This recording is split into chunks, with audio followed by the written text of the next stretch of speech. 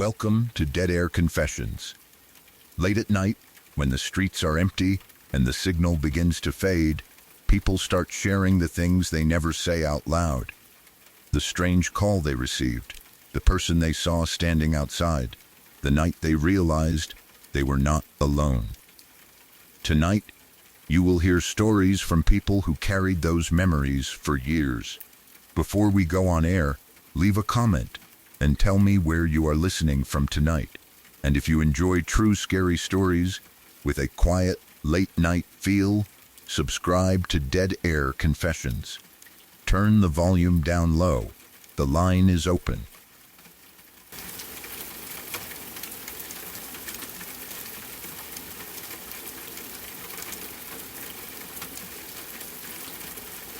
Me and my cousins decided to play Urit in the forest. We were young enough that the woods still felt like the best place in the world to spend an afternoon. It was not a huge, deep wilderness where you could disappear for days, but it was big enough that adults told us not to go too far. There were trees close together, uneven paths, patches of tall grass, fallen branches, and places where the ground dipped low enough that you could not see someone standing only a few feet away. To us, that made it perfect. We had probably been around family all day, bored in the way kids get bored when adults are talking and there is nothing to do. Someone suggested going into the forest, someone else suggested a game, and before long we were chasing each other between the trees. It was simple.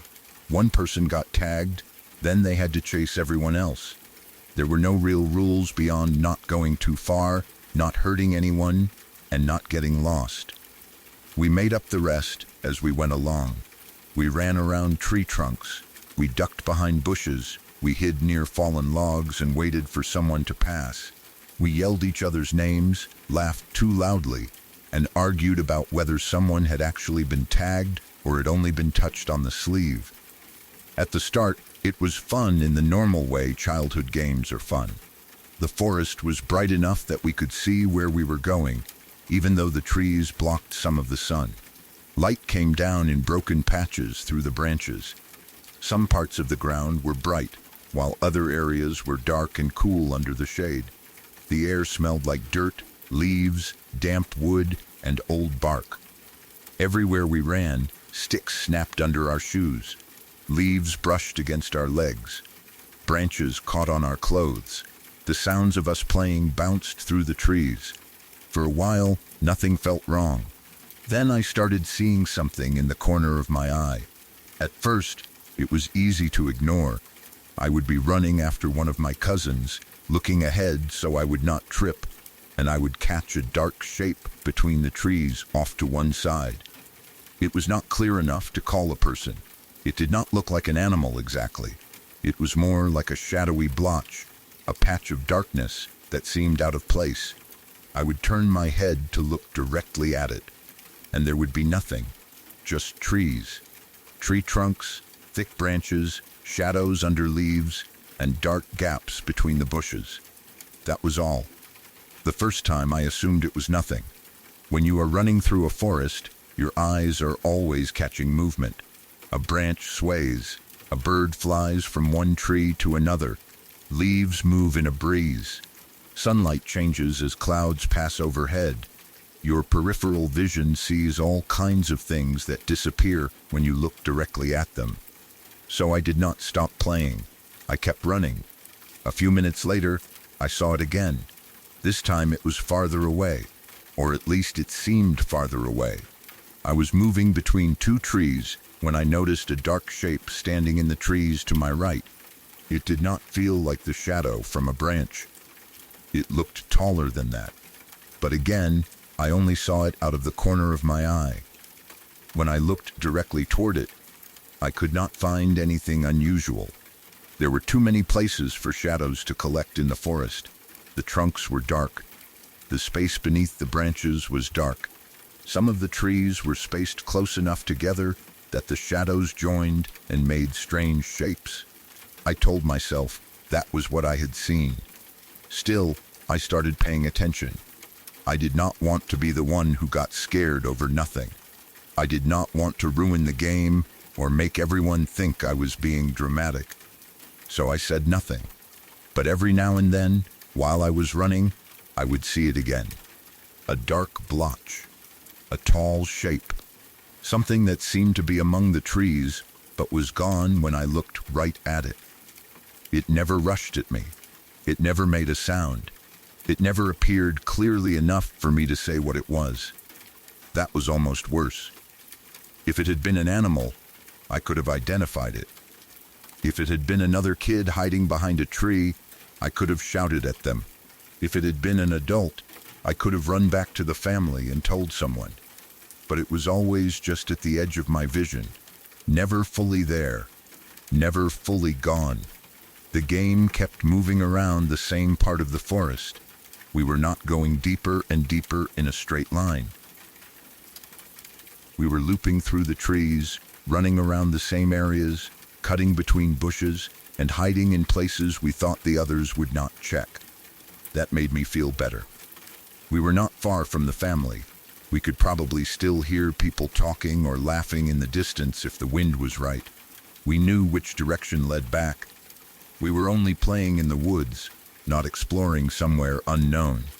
But after I started noticing those shapes, the trees began to feel different. Before, the dark spaces between trunks were places to hide. Afterward, they felt like places where something could be standing. I remember being it at one point and chasing one of my cousins around a cluster of trees.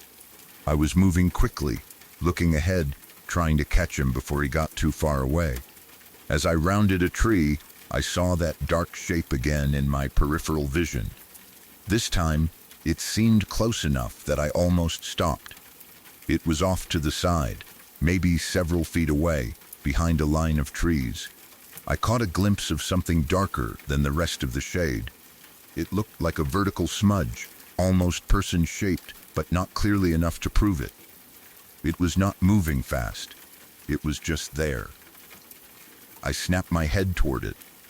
Nothing, no person, no animal, no shadow that stood out from the others. I felt a strange, cold feeling in my chest. Not because I believed it was a ghost. I was a kid, and I did not know what I believed. But I knew I kept seeing something that did not make sense. And I did not want anyone else to know I was getting nervous. So I did what children often do when they are scared. I ran faster. I caught up to my cousin, tagged him, and pretended I was fine. For a while, the noise of the game helped. Everyone was still laughing. Someone yelled that they had been cheated. Somebody else was hiding and refusing to come out. The forest felt normal again because we were filling it with our voices. But the more time passed, the more I noticed that the trees beyond us were quiet. It is strange how you can be surrounded by noise and still notice silence at the edges. We were loud in the small area where we were playing. But farther out, beyond the circle of our running and shouting, there was nothing. No birds, no animal sounds, no rustling that I could clearly identify, just rows of trees standing still. I kept looking out toward them. Every time I did, I expected to see that dark blotch again. Sometimes I thought I did. Sometimes I was sure I did not. That was the frustrating part. I could not trust my own eyes. I had never been someone who saw things in the forest before. I knew shadows could look strange. I knew your imagination can make a normal place feel creepy when you are outside long enough. But I had not come into the woods already scared. I had been having fun. The strange feeling only started after those small glimpses. Then, one of my cousins came up to me. He was younger than me, around 10 years old. He had been playing with everyone else, running around and laughing like normal. I had not noticed anything different about him at first, but eventually he stopped me while I was moving between the trees. He did not yell. He did not run toward me screaming. He just came close and asked if we could stop playing and go back with the family. At first I thought he was tired. Maybe he had scraped his knee. Maybe he was thirsty. Maybe he wanted to go back because he was bored, or because one of the older cousins had been too rough during the game. I asked him why. He looked uncomfortable, not jokingly scared, not the way a kid acts when they are trying to make a game more dramatic.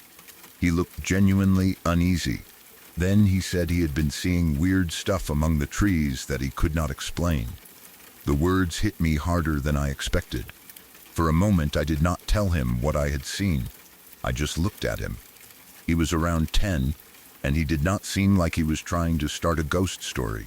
He was not grinning. He was not trying to scare me.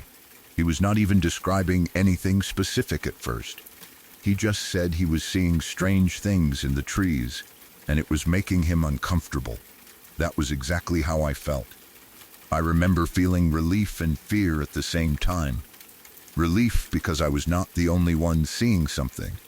Fear because I was not the only one seeing something. There is a strange comfort in thinking your eyes are playing tricks on you. You can blame the light. You can blame tiredness. You can blame your imagination. But when someone else, especially someone who has not heard you say anything, comes to you and says they are seeing weird things too, the explanation becomes harder to hold on to. I asked him what he meant. He tried to explain, but he was young and did not have the words for it. He said there were shapes in the trees. He said he kept thinking someone was there, but when he looked, no one was.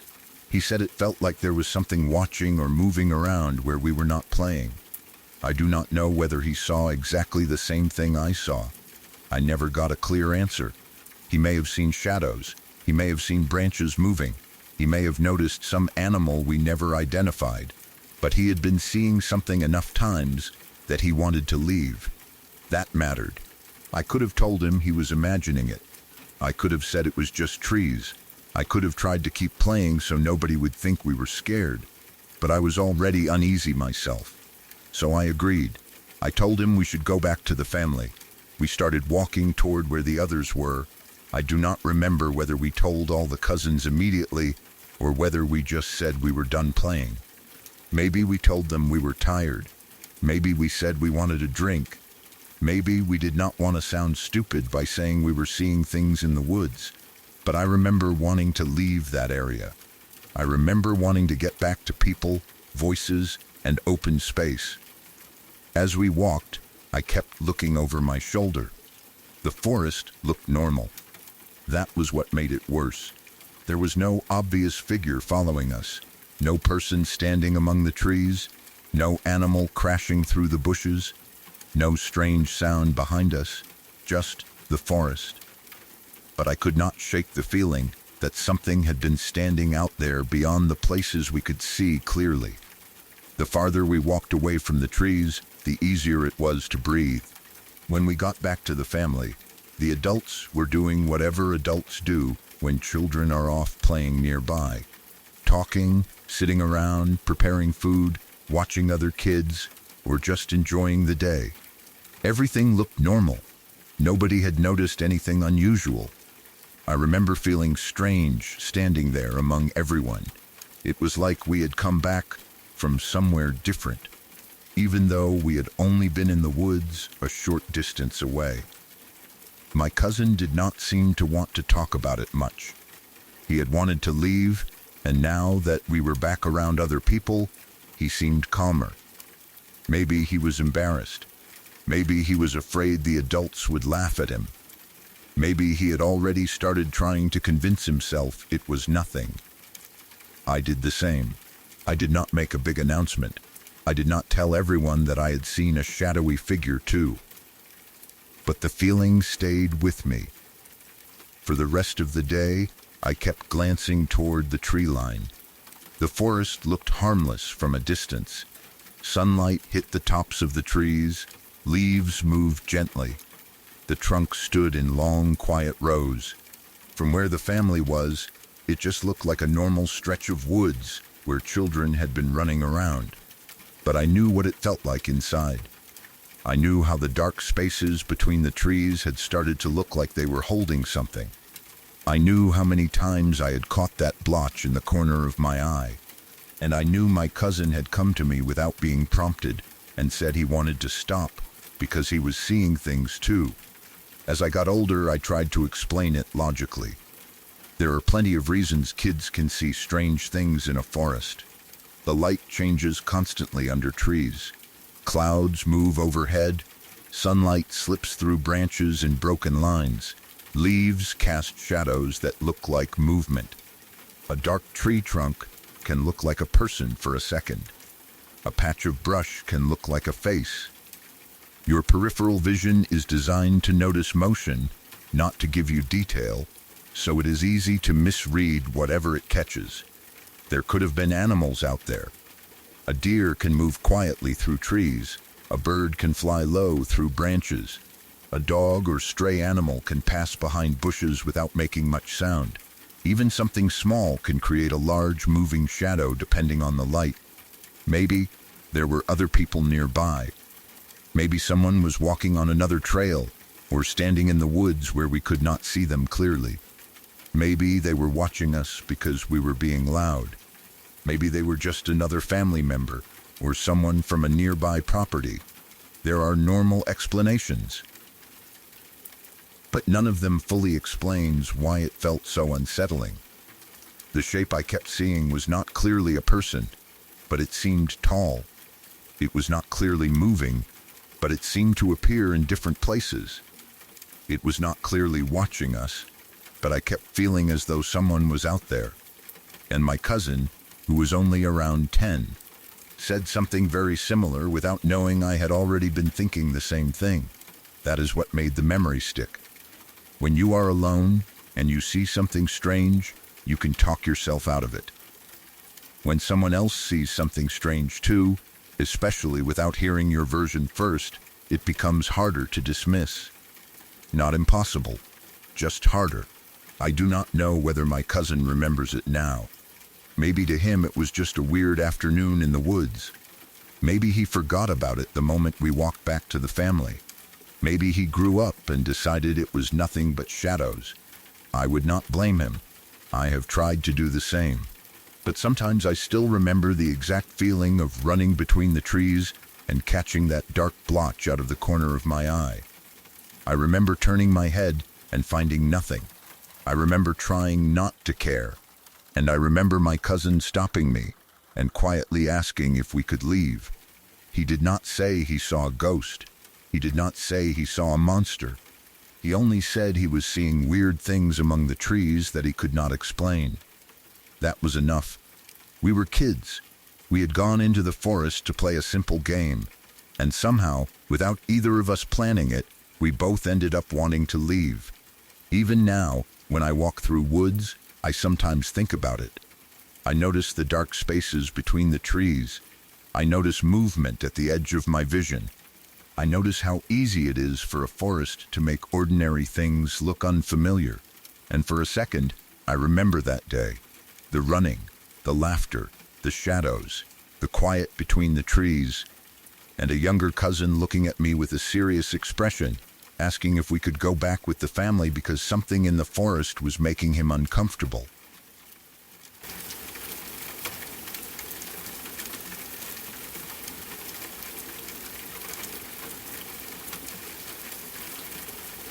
Me and my cousins decided to play You're-It in the forest.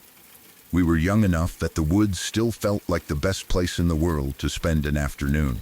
It was not a huge, deep wilderness where you could disappear for days, but it was big enough that adults told us not to go too far. There were trees close together, uneven paths, patches of tall grass, fallen branches, and places where the ground dipped low enough that you could not see someone standing only a few feet away. To us, that made it perfect. We had probably been around family all day, bored in the way kids get bored when adults are talking and there is nothing to do. Someone suggested going into the forest, someone else suggested a game, and before long we were chasing each other between the trees. You're-It was simple. One person got tagged, then they had to chase everyone else. There were no real rules beyond not going too far, not hurting anyone, and not getting lost. We made up the rest as we went along. We ran around tree trunks. We ducked behind bushes. We hid near fallen logs and waited for someone to pass. We yelled each other's names, laughed too loudly, and argued about whether someone had actually been tagged or had only been touched on the sleeve. At the start, it was fun in the normal way childhood games are fun. The forest was bright enough that we could see where we were going, even though the trees blocked some of the sun. Light came down in broken patches through the branches. Some parts of the ground were bright, while other areas were dark and cool under the shade. The air smelled like dirt, leaves, damp wood, and old bark. Everywhere we ran, sticks snapped under our shoes. Leaves brushed against our legs. Branches caught on our clothes. The sounds of us playing bounced through the trees. For a while, nothing felt wrong. Then I started seeing something in the corner of my eye. At first, it was easy to ignore. I would be running after one of my cousins, looking ahead so I would not trip, and I would catch a dark shape between the trees off to one side. It was not clear enough to call a person. It did not look like an animal exactly. It was more like a shadowy blotch, a patch of darkness that seemed out of place. I would turn my head to look directly at it, and there would be nothing. Just trees, tree trunks, thick branches, shadows under leaves, and dark gaps between the bushes. That was all. The first time, I assumed it was nothing. When you are running through a forest, your eyes are always catching movement. A branch sways, a bird flies from one tree to another, leaves move in a breeze. Sunlight changes as clouds pass overhead. Your peripheral vision sees all kinds of things that disappear when you look directly at them. So I did not stop playing. I kept running. A few minutes later, I saw it again. This time it was farther away, or at least it seemed farther away. I was moving between two trees when I noticed a dark shape standing in the trees to my right. It did not feel like the shadow from a branch. It looked taller than that, but again, I only saw it out of the corner of my eye. When I looked directly toward it, I could not find anything unusual. There were too many places for shadows to collect in the forest. The trunks were dark. The space beneath the branches was dark. Some of the trees were spaced close enough together that the shadows joined and made strange shapes. I told myself that was what I had seen. Still, I started paying attention. I did not want to be the one who got scared over nothing. I did not want to ruin the game or make everyone think I was being dramatic. So I said nothing. But every now and then, while I was running, I would see it again. A dark blotch, a tall shape, something that seemed to be among the trees but was gone when I looked right at it. It never rushed at me. It never made a sound. It never appeared clearly enough for me to say what it was. That was almost worse. If it had been an animal, I could have identified it. If it had been another kid hiding behind a tree, I could have shouted at them. If it had been an adult, I could have run back to the family and told someone. But it was always just at the edge of my vision. Never fully there. Never fully gone. The game kept moving around the same part of the forest. We were not going deeper and deeper in a straight line. We were looping through the trees, running around the same areas, cutting between bushes, and hiding in places we thought the others would not check. That made me feel better. We were not far from the family. We could probably still hear people talking or laughing in the distance if the wind was right. We knew which direction led back. We were only playing in the woods, not exploring somewhere unknown. But after I started noticing those shapes, the trees began to feel different. Before, the dark spaces between trunks were places to hide. Afterward, they felt like places where something could be standing. I remember being it at one point and chasing one of my cousins around a cluster of trees. I was moving quickly, looking ahead, trying to catch him before he got too far away. As I rounded a tree, I saw that dark shape again in my peripheral vision. This time, it seemed close enough that I almost stopped. It was off to the side, maybe several feet away, behind a line of trees. I caught a glimpse of something darker than the rest of the shade.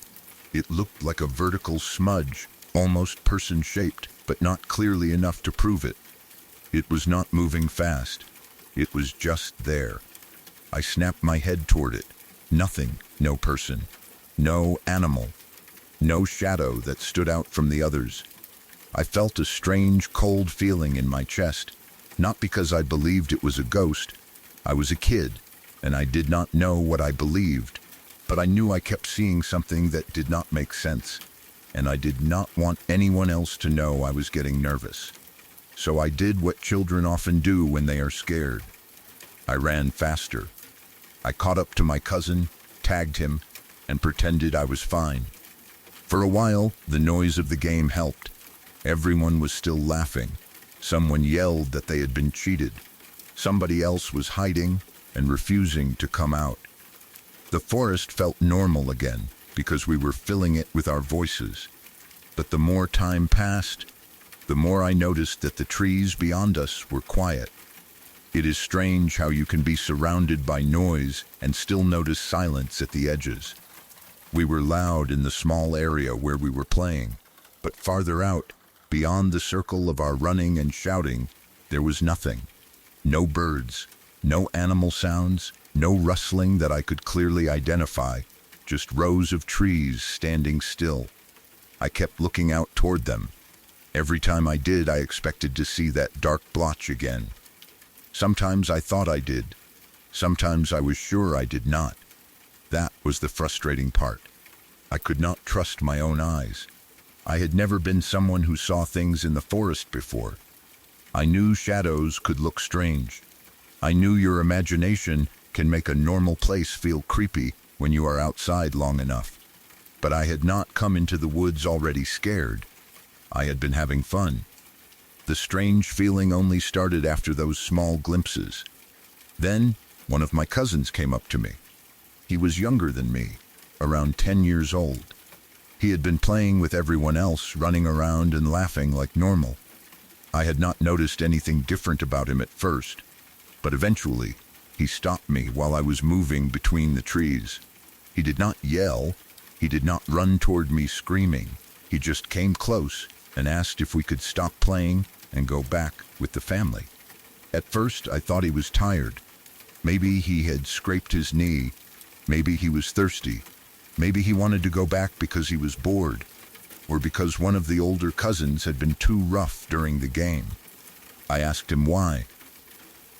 He looked uncomfortable, not jokingly scared, not the way a kid acts when they are trying to make a game more dramatic.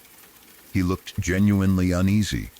Then he said he had been seeing weird stuff among the trees that he could not explain. The words hit me harder than I expected. For a moment I did not tell him what I had seen. I just looked at him. He was around 10, and he did not seem like he was trying to start a ghost story. He was not grinning. He was not trying to scare me.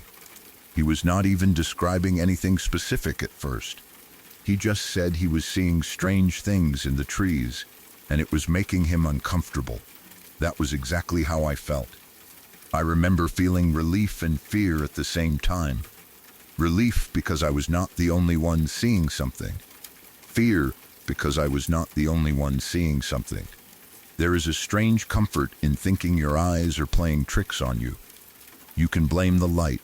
You can blame tiredness. You can blame your imagination. But when someone else, especially someone who has not heard you say anything, comes to you and says they are seeing weird things too, the explanation becomes harder to hold on to. I asked him what he meant. He tried to explain, but he was young and did not have the words for it. He said there were shapes in the trees. He said he kept thinking someone was there, but when he looked, no one was. He said it felt like there was something watching or moving around where we were not playing. I do not know whether he saw exactly the same thing I saw. I never got a clear answer. He may have seen shadows. He may have seen branches moving. He may have noticed some animal we never identified. But he had been seeing something enough times that he wanted to leave. That mattered. I could have told him he was imagining it. I could have said it was just trees. I could have tried to keep playing so nobody would think we were scared. But I was already uneasy myself. So I agreed.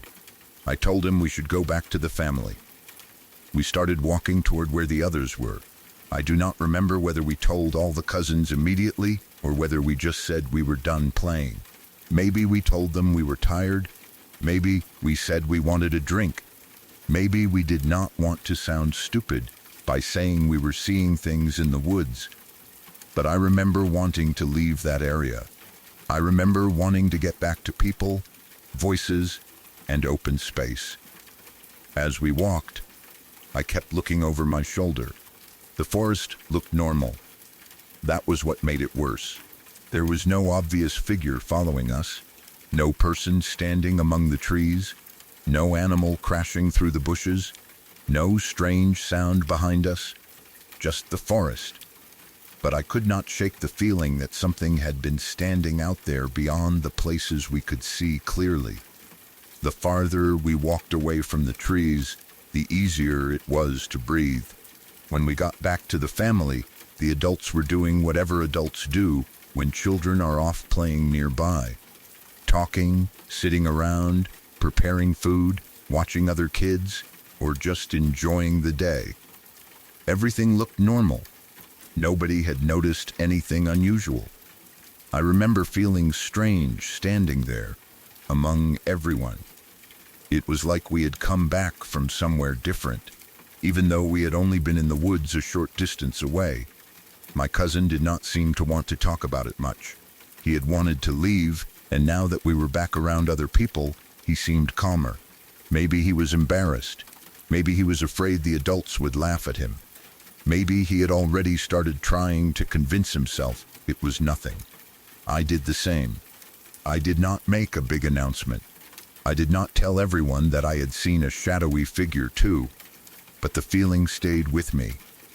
For the rest of the day, I kept glancing toward the tree line. The forest looked harmless from a distance. Sunlight hit the tops of the trees. Leaves moved gently. The trunks stood in long, quiet rows. From where the family was, it just looked like a normal stretch of woods where children had been running around. But I knew what it felt like inside. I knew how the dark spaces between the trees had started to look like they were holding something. I knew how many times I had caught that blotch in the corner of my eye. And I knew my cousin had come to me without being prompted and said he wanted to stop because he was seeing things too. As I got older, I tried to explain it logically. There are plenty of reasons kids can see strange things in a forest. The light changes constantly under trees. Clouds move overhead. Sunlight slips through branches in broken lines. Leaves cast shadows that look like movement. A dark tree trunk can look like a person for a second. A patch of brush can look like a face. Your peripheral vision is designed to notice motion, not to give you detail, so it is easy to misread whatever it catches. There could have been animals out there. A deer can move quietly through trees. A bird can fly low through branches. A dog or stray animal can pass behind bushes without making much sound. Even something small can create a large moving shadow, depending on the light. Maybe there were other people nearby. Maybe someone was walking on another trail or standing in the woods where we could not see them clearly. Maybe they were watching us because we were being loud. Maybe they were just another family member or someone from a nearby property. There are normal explanations, but none of them fully explains why it felt so unsettling. The shape I kept seeing was not clearly a person, but it seemed tall. It was not clearly moving, but it seemed to appear in different places. It was not clearly watching us, but I kept feeling as though someone was out there. And my cousin, who was only around 10, said something very similar without knowing I had already been thinking the same thing. That is what made the memory stick. When you are alone and you see something strange, you can talk yourself out of it. When someone else sees something strange too, especially without hearing your version first, it becomes harder to dismiss. Not impossible, just harder. I do not know whether my cousin remembers it now. Maybe to him it was just a weird afternoon in the woods. Maybe he forgot about it the moment we walked back to the family. Maybe he grew up and decided it was nothing but shadows. I would not blame him. I have tried to do the same. But sometimes I still remember the exact feeling of running between the trees and catching that dark blotch out of the corner of my eye. I remember turning my head and finding nothing. I remember trying not to care, and I remember my cousin stopping me and quietly asking if we could leave. He did not say he saw a ghost. He did not say he saw a monster. He only said he was seeing weird things among the trees that he could not explain. That was enough. We were kids. We had gone into the forest to play a simple game, and somehow, without either of us planning it, we both ended up wanting to leave. Even now, when I walk through woods, I sometimes think about it. I notice the dark spaces between the trees. I notice movement at the edge of my vision. I notice how easy it is for a forest to make ordinary things look unfamiliar. And for a second, I remember that day. The running, the laughter, the shadows, the quiet between the trees, and a younger cousin looking at me with a serious expression, asking if we could go back with the family because something in the forest was making him uncomfortable.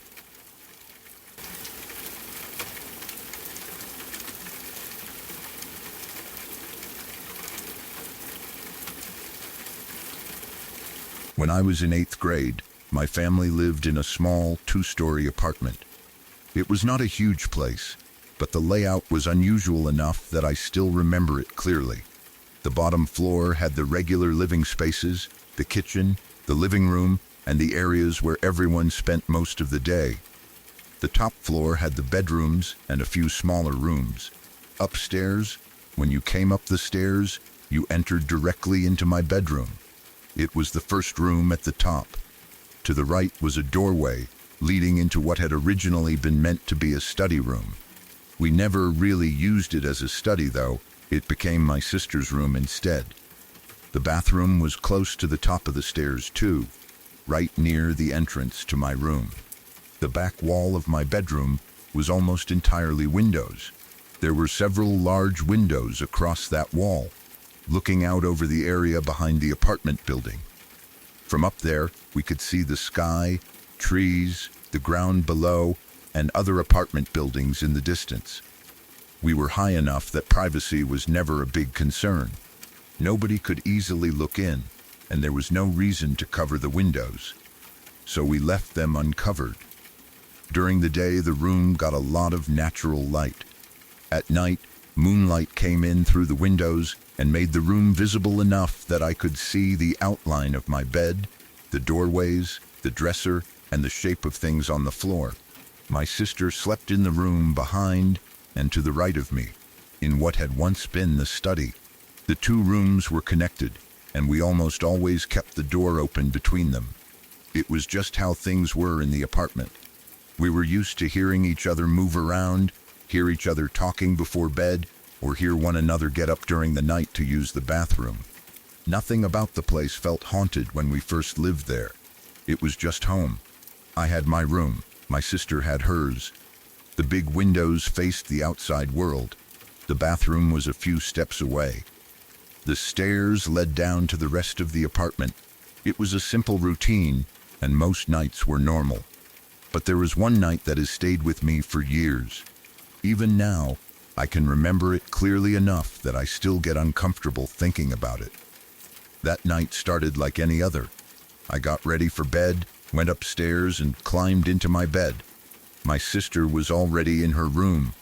She had gone to bed before me, but she had not fallen asleep yet. I knew that because I could hear small movements from her room behind me. Maybe she was shifting under her blankets, turning over, or quietly doing whatever kids do when they are supposed to be sleeping but are not tired yet. The door between our rooms was open.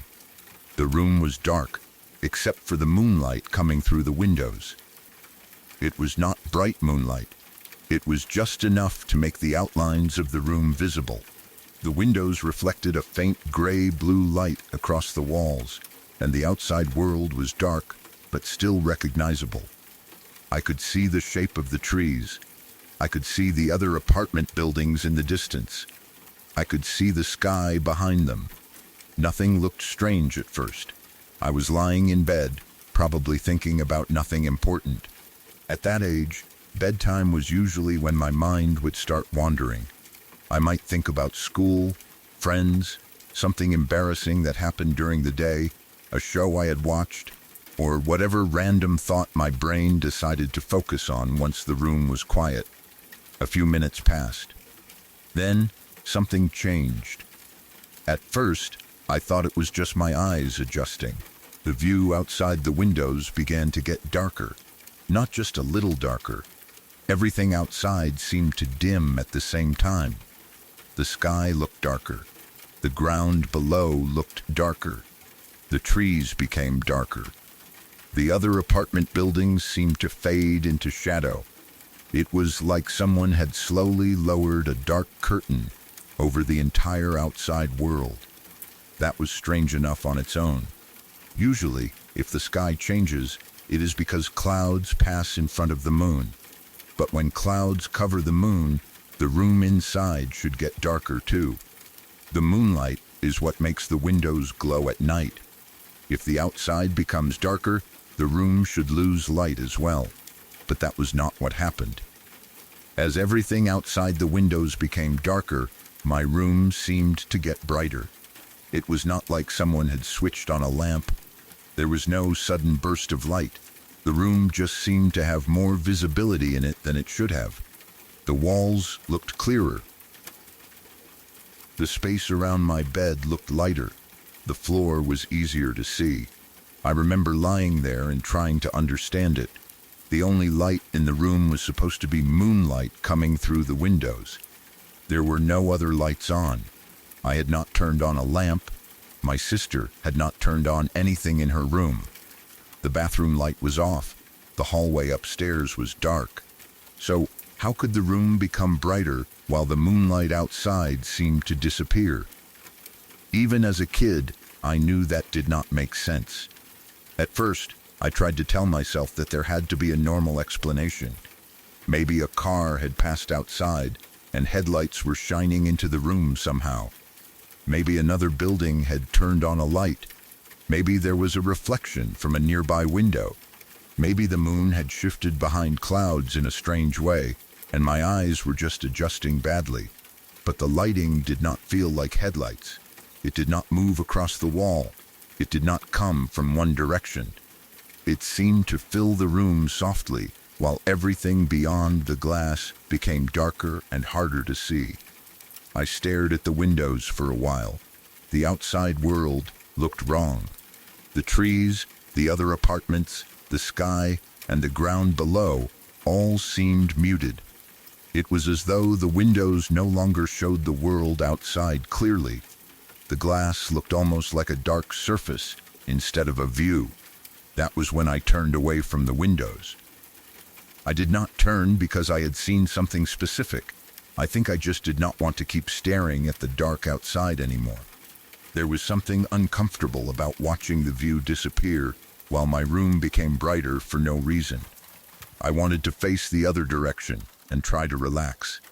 When I turned over, I looked toward the foot of my bed, and that was when I saw it. At the end of my bed, there was something that looked like a cloud. Not a normal cloud, obviously. It was inside the room. It was close enough that I could see it clearly. It had a shape that reminded me of a person, but it did not have the details of one. It was pale and cloudy looking. It had the rough outline of a humanoid shape. I could see the suggestion of a head, shoulders, arms, and a body, but nothing was sharp. It did not have a face. It did not have visible eyes. It did not have hair.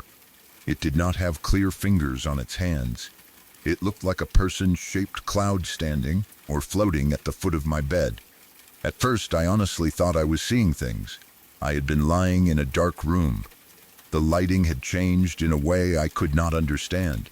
I was tired. I was young. I wondered whether my eyes had caught some strange reflection from the windows, or whether my mind was turning shadows into something human. But then I noticed the shadow behind it. That was the detail that made the whole thing feel real. Behind the cloud-like figure, on the wall or floor behind it, there was a shadow in the clear shape of a person. The cloudy figure itself had no visible fingers. Its hands were vague. Its head had no face. It was like a bright outline without details. But the shadow behind it had details. It had a full human outline. A head, arms, legs, hands with fingers. The shadow looked more solid than the thing casting it. That made no sense. I remember staring at the figure and trying to understand what I was looking at. The cloudy shape stood at the foot of my bed. The darker human shadow was behind it.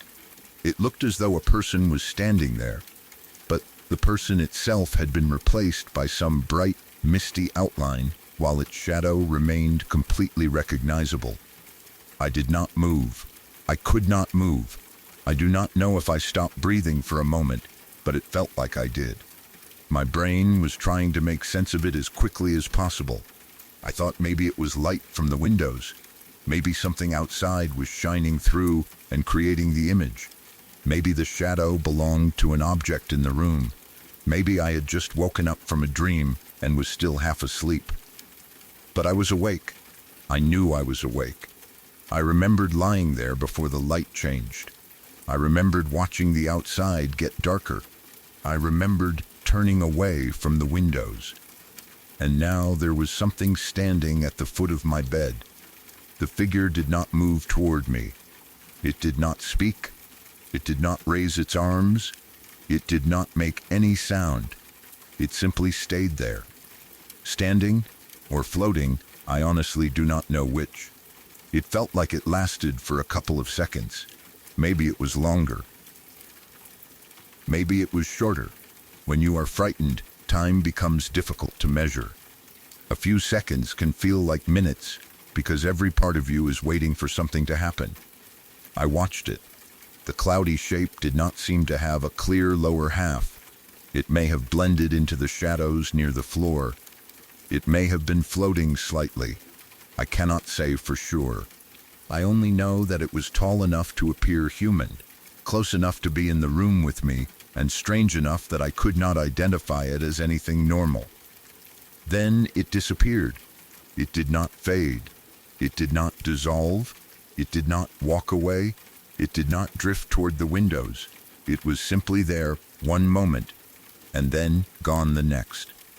Pop, gone. The space at the foot of my bed was empty. At the exact same time, the lighting changed back. The inside of my room became dark again. The moonlight returned to normal. The sky outside the windows became visible again. The trees, the ground, the other apartments, and everything beyond the glass returned to the way they had looked before.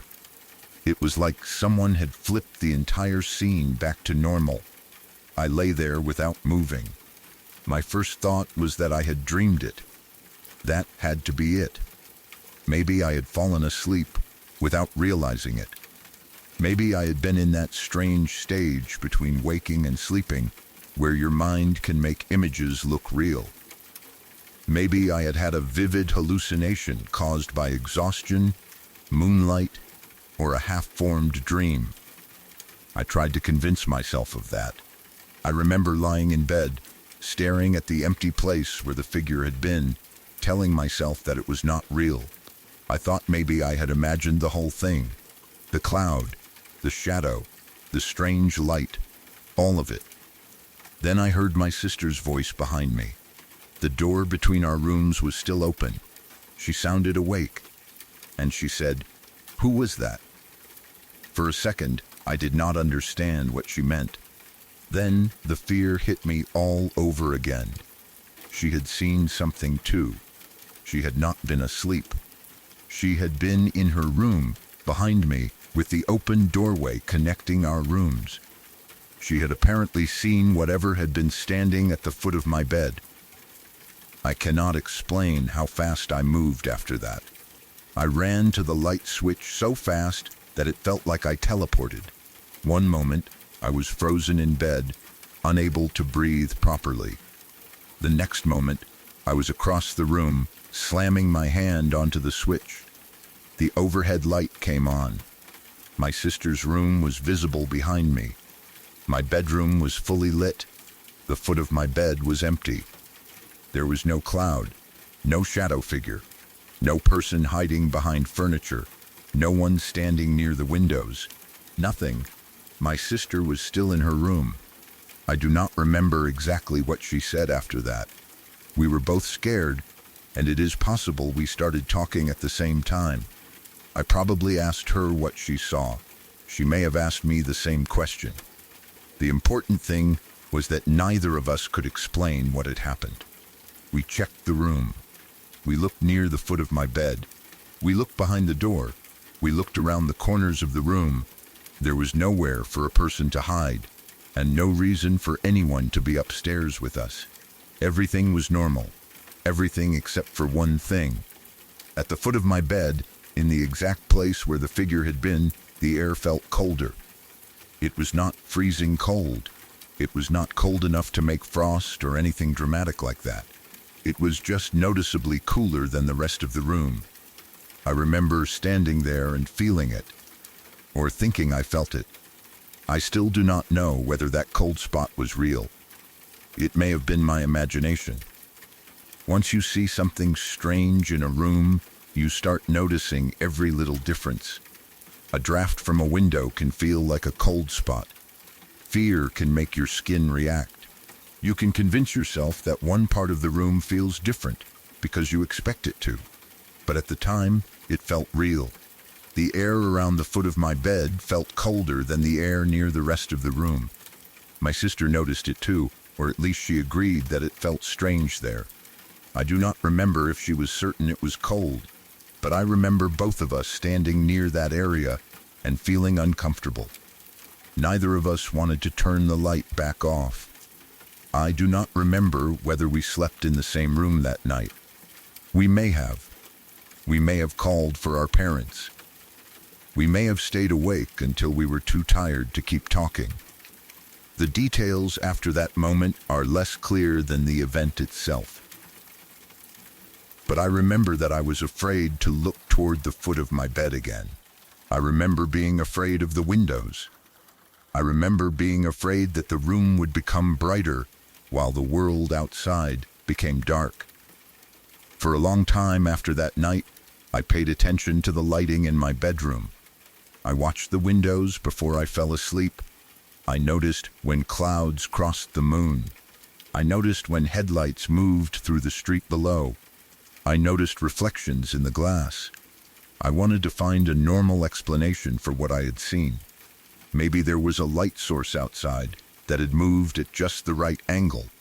Maybe a car had pulled into a parking lot or driveway, and its headlights had reflected off the windows somehow.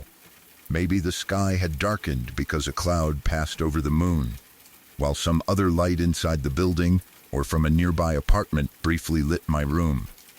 Maybe the cloud-like figure had been a reflection in the glass. Maybe the human-shaped shadow belonged to something in the room that I could not identify because I was tired. There were many possible explanations, but every explanation had a problem. The outside got darker while the room got brighter. The figure had no clear face or hands, but the shadow behind it had fingers. The figure disappeared instantly, and my sister asked who it was before I told her anything. That last part is the reason the experience stayed with me. If I had been alone, I would probably believe I dreamed it. I would say I had a vivid hallucination. I would say I was half asleep. I would say the moonlight and darkness created a trick of the eye, then my imagination turned it into something scary. But my sister was there. She was awake.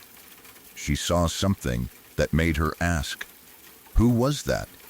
She did not ask what I was doing. She did not ask why I got out of bed. She asked who had been there. That meant she had seen something person-shaped too.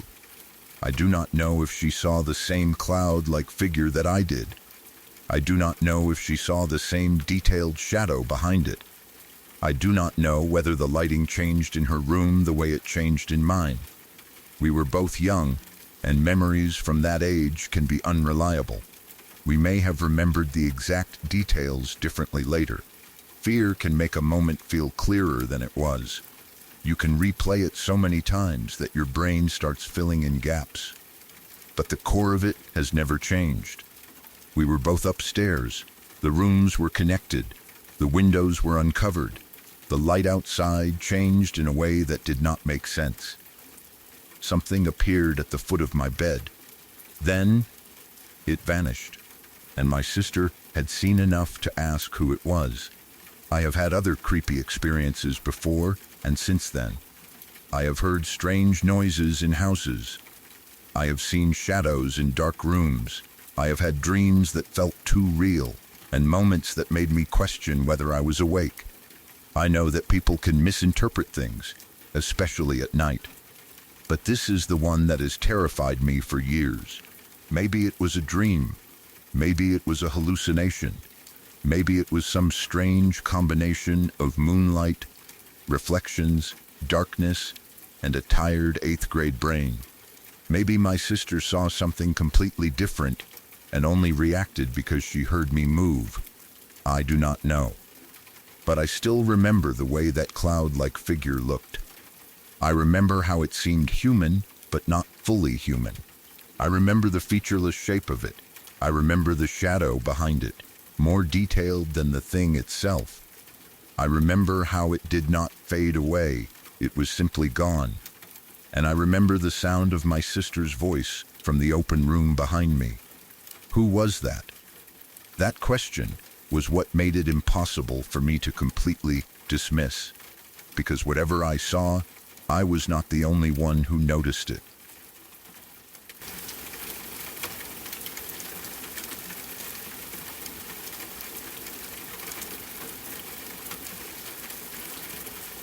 We will get back to the next confession in a moment.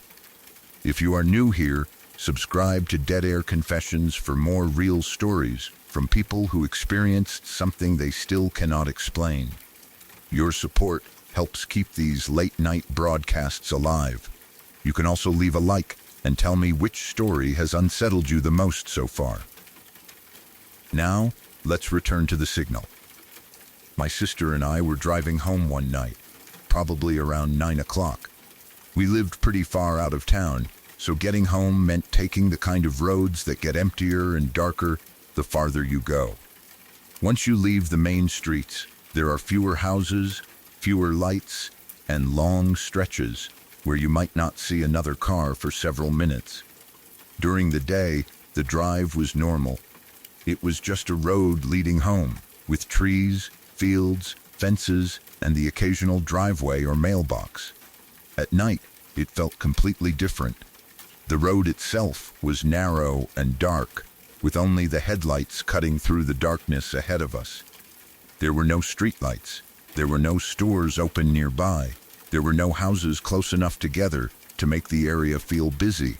It was the kind of road where you could look out the side window and see nothing except black shapes of trees and whatever the headlights caught as the car moved forward.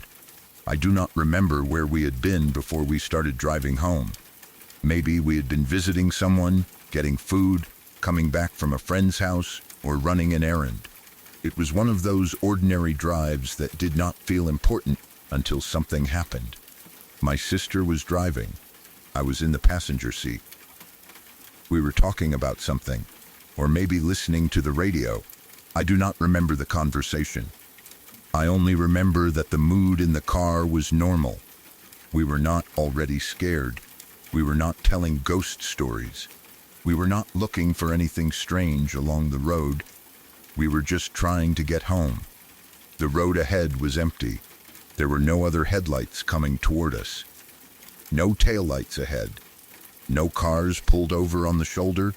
No pedestrians. No houses with lights shining through windows. Just the road, the darkness, and the sound of the car moving along the pavement. Then we saw something walking on the side of the road. At first, I did not understand what I was looking at. The headlights caught it as we approached, but only for a moment. It was standing or moving near the edge of the road, where the pavement met the darker ground and trees beyond it.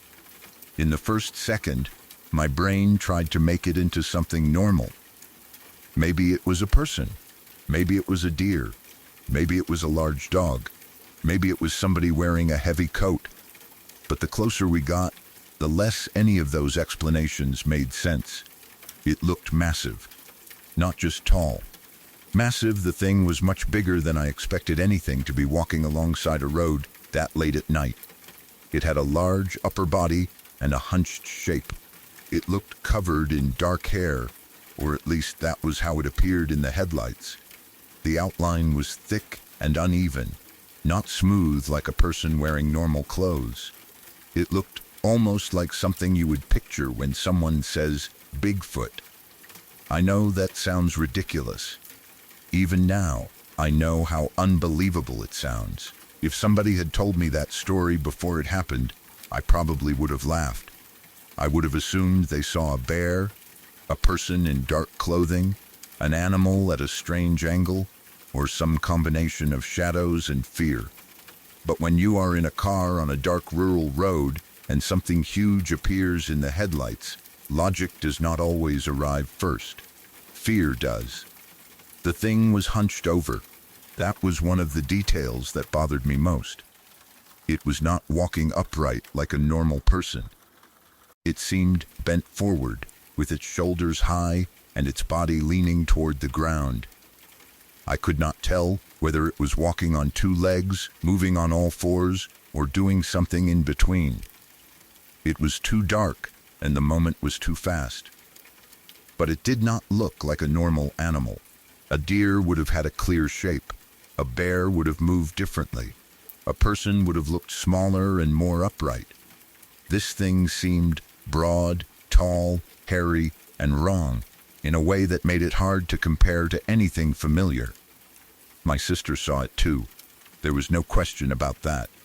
We both reacted immediately. I remember making some kind of terrified noise. I may have yelled. I may have just started screaming without fully realizing it. All I knew was that something huge was on the side of the road, close enough for us to see, and I wanted to get away from it as fast as possible. My sister had the opposite reaction. She said we needed to turn around and go back. I remember her saying something like, "We need to turn around and see it." That was the last thing I wanted. I was completely hysterical. I did not want a better look. I did not want to confirm what it was. I did not want to slow down, stop, or drive back toward it. I wanted her to keep going, lock the doors if they were not already locked, and drive as fast as she could until we were somewhere with lights and other people. I remember yelling at her to drive. I told her not to turn around. I told her to go faster. I was terrified that whatever we had just seen would come after the car, run into the road, or appear again farther ahead. That sounds irrational now, but in the moment, it felt completely possible. The thing had looked so large that I had no idea what it was capable of doing. My sister was curious. I was scared. That difference made the moment even more intense. She wanted to know what we had seen. Maybe she thought it was a person who needed help. Maybe she thought it was an animal and wanted to identify it. Maybe she was simply shocked, and her mind immediately wanted more information. But I had already decided that there was no normal answer I wanted to find out about. I did not care whether it was a bear, a person, a costume, or something else. I did not want to be on that road anymore. The car kept moving. The headlights swept ahead of us, lighting up the next stretch of road. I kept looking forward, terrified that the thing would be standing somewhere farther down the road. Every dark shape at the edge of the headlights made me tense. Every tree trunk looked like it might turn into the same hunched silhouette. I remember checking the mirrors, too. I wanted to know if it was behind us, even though I was afraid to look. Of course, the mirrors only showed darkness and the road disappearing behind the car. There was no clear sign of anything following us. But that did not make me feel better right away. The road was too dark to tell what was beyond the reach of the lights. For the rest of the drive, I was on edge. I kept asking my sister if she had really seen it. I wanted her to say no. I wanted her to say it had been a deer standing wrong, a bear, a person, anything normal. But she had seen it too. She was not confused about whether something had been there. She was only confused about what it was. We tried to describe it while we were still driving. We agreed it was big. We agreed it was hairy. We agreed it was hunched over. We agreed it was walking along the side of the road. The details were hard to explain because we had only seen it for a few seconds. The car was moving. The road was dark. The headlights gave us a narrow view. Then the thing vanished behind us. But neither of us could make it fit into something obvious. It did not seem like a deer. It did not seem like a bear. It did not seem like a person. That did not mean it was anything supernatural. It only meant we had seen something quickly, in bad lighting, at night, and could not identify it. But when you are young and frightened, I do not know what it was feels much worse than any specific answer. By the time we got home, my fear had not gone away. The house was a relief because it had lights, walls, other people, and the familiar feeling of being somewhere safe. But I still could not stop thinking about the figure on the side of the road. I kept replaying the moment in my head. The headlights, the hunched shape, the dark hair, the size of it, the way it seemed to be walking away from the road or along it. I kept wondering whether it had looked at us. I do not remember seeing eyes, but I kept thinking about the possibility that it had turned its head as we drove past. I kept imagining it standing in the darkness after our headlights moved away, watching the car disappear down the road. The next morning, my sister and I told our parents. We expected them to be concerned, or at least curious. Instead, they thought it was hilarious. I can understand why now. From their point of view, two young people had driven down a dark country road, seen something weird in the headlights, and come home convinced they had encountered some huge, hairy creature. It probably sounded like the kind of story people tell after mistaking a bear, a person, or a deer for something impossible. They may have laughed because they thought we were being dramatic. They may have assumed the darkness made us imagine it. They may have thought we were trying to scare them or make the story bigger than it really was.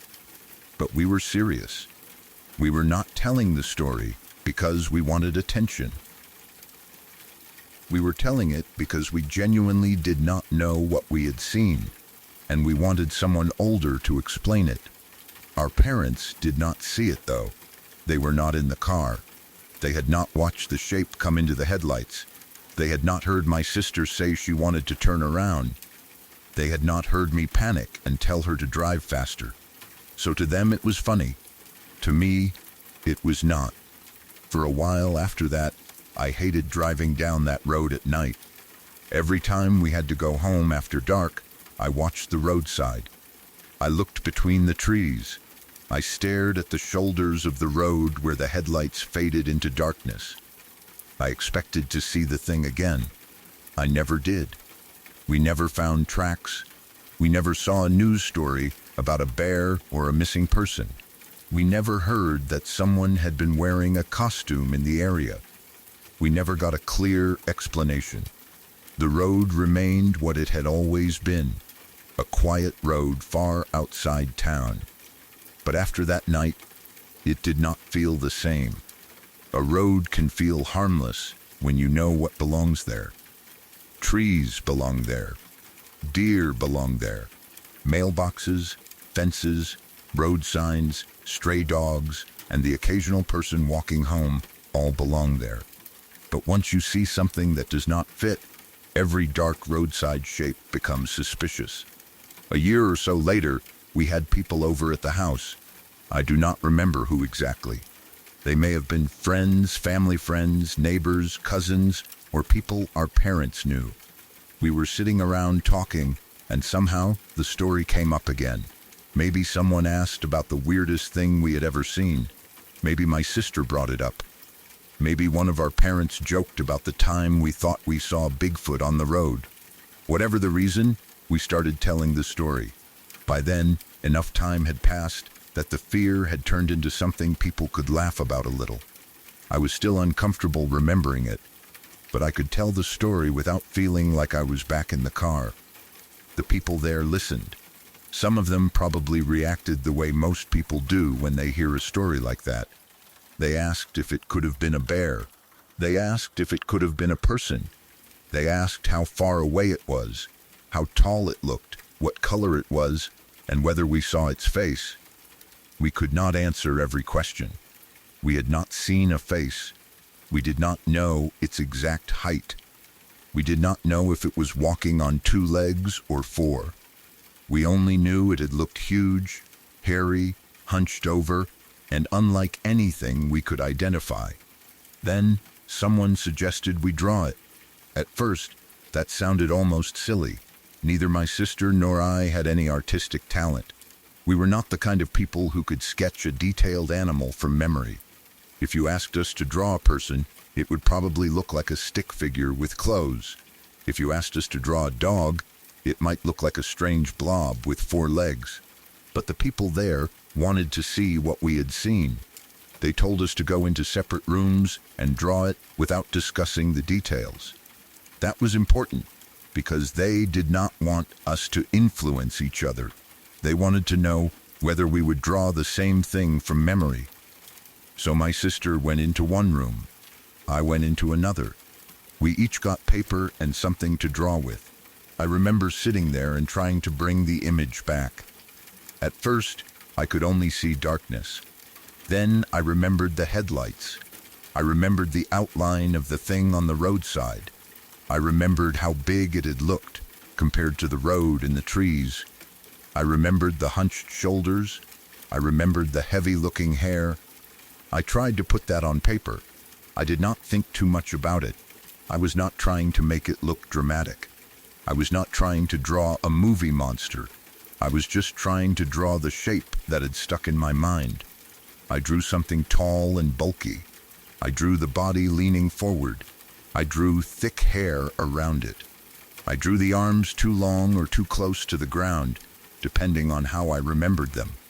I drew the head low, as if the creature had its neck bent forward. Then I finished. When we came back out and showed our drawings, they were almost identical. That was the part that made the room go quiet. Again, neither of us was good at drawing. Our art was not realistic. It was not detailed enough that someone could use it as evidence of anything. But the shapes matched. The way we had drawn the body matched. The size and hunch of the figure matched. The general posture matched. The hair matched. We had not discussed it beforehand. We had not watched each other draw. We had not agreed on what it looked like. But we both drew the same kind of thing. It was not just that both drawings looked vaguely like a big, hairy creature. The way we placed the limbs, the way we bent the body forward, the way we drew the shape near the road, all lined up in a way that surprised everyone. It surprised me too. I had expected our drawings to be different because memories are different. I thought maybe my sister would draw a bear, or maybe I would draw a person-shaped figure while she drew something low to the ground. But they were almost the same. That did not prove anything.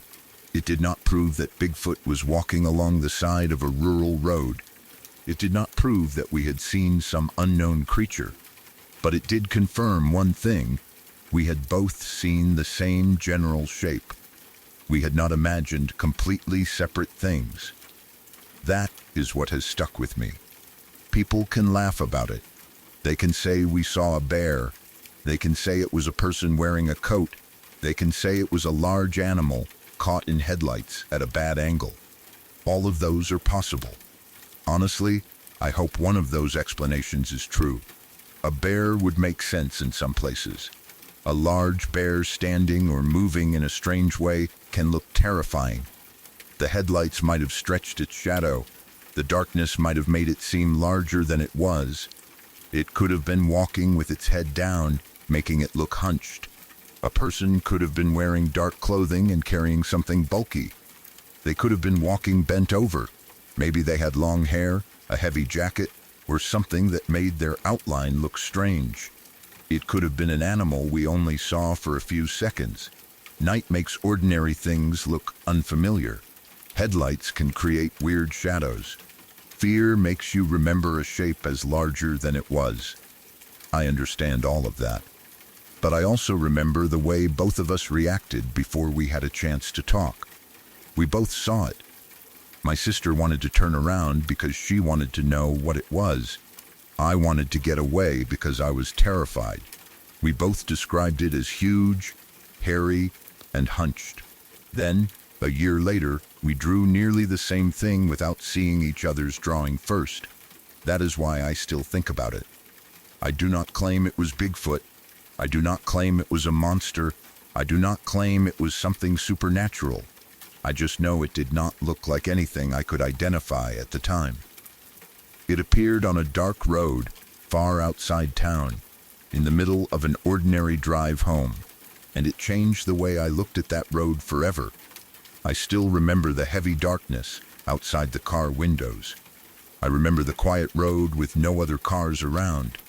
I remember the headlights catching a huge, hunched figure on the shoulder. I remember my sister saying we should turn around. I remember begging her not to, and I remember getting home and realizing that nobody else would understand how real it had felt unless they had been sitting in that car with us. Maybe there was a normal explanation. There probably was. But I never found it. And every once in a while, when I am driving down a dark road with nothing around except trees and headlights, I remember that shape walking along the side of the pavement. Big, hairy, hunched over, and gone before we could figure out what it was.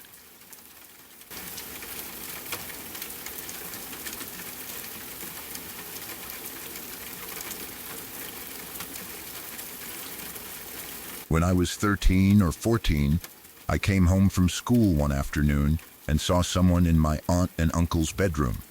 At the time, it did not seem strange. That is what has always bothered me most about it. It was not one of those moments where I walked into a dark room, felt a cold rush of fear, and saw something vague at the edge of my vision. I did not hear a strange voice. I did not see a shadow move across a wall. I did not get the feeling that something was wrong until much later. In the moment, everything felt completely normal. I had gotten home from school like I did every weekday. I remember coming through the front door with my backpack, probably tired, probably thinking about homework, food, television, or whatever had happened that day.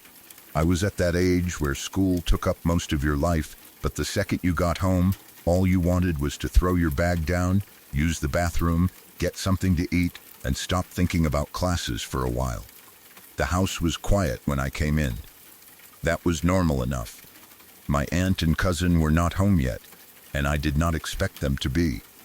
They usually got home later in the afternoon. I had the routine down well enough that I knew which rooms would be empty and what the house sounded like when I was there alone. The house itself was old, very old. It had been built in the 1800s, somewhere in New England, and it had all the usual things people associate with old houses. The floors creaked in certain places. Doors had their own sounds when you opened them. Some rooms were colder than others in the winter. The walls were thicker than modern walls. The rooms had odd angles, and the house had that worn, settled feeling that only comes from a place that has been standing for generations. But when you grow up around an old house, you do not automatically think it is haunted. You get used to the noises. You get used to the way the stairs complain under your feet, You get used to shadows in corners and rooms that seem darker than they should be at certain times of day. It is just home. That afternoon, I went upstairs first. I dropped my school bag off in my room, then headed toward the bathroom. To get there, I had to walk past my aunt and uncle's room. Their room was along the upstairs hallway, and the bathroom was farther down. It was a normal path I took all the time, one I barely thought about. But I remember this particular walk clearly because my uncle was home. Or at least, I thought he was. My uncle usually did not get home until later in the day. He had a job that kept him out for long hours, so it was unusual to see him around the house in the afternoon. I noticed that right away, but not in a suspicious way. I just thought maybe he had gotten off work early. Maybe he had taken the day off. Maybe something happened with his schedule. Maybe he had come home for lunch and stayed. There were plenty of normal reasons for him to be there. As I walked past the bedroom, I saw a man inside. He was clear as day. He was in my aunt and uncle's room, standing or moving around in a way that made me immediately assume it was my uncle. I did not stop and study him closely. I did not stand in the hallway trying to figure out who it was. I saw him, registered him as my uncle, and treated the whole thing as completely ordinary. I remember saying, "Hey, uncle." It was casual, the kind of greeting you give someone without expecting a long conversation. He did not answer. That caught me slightly off guard, but not enough to make me alarmed. My uncle was in his room. Maybe he was busy. Maybe he was thinking about something. Maybe he was changing clothes, packing something, listening to music, or doing something he did not want interrupted.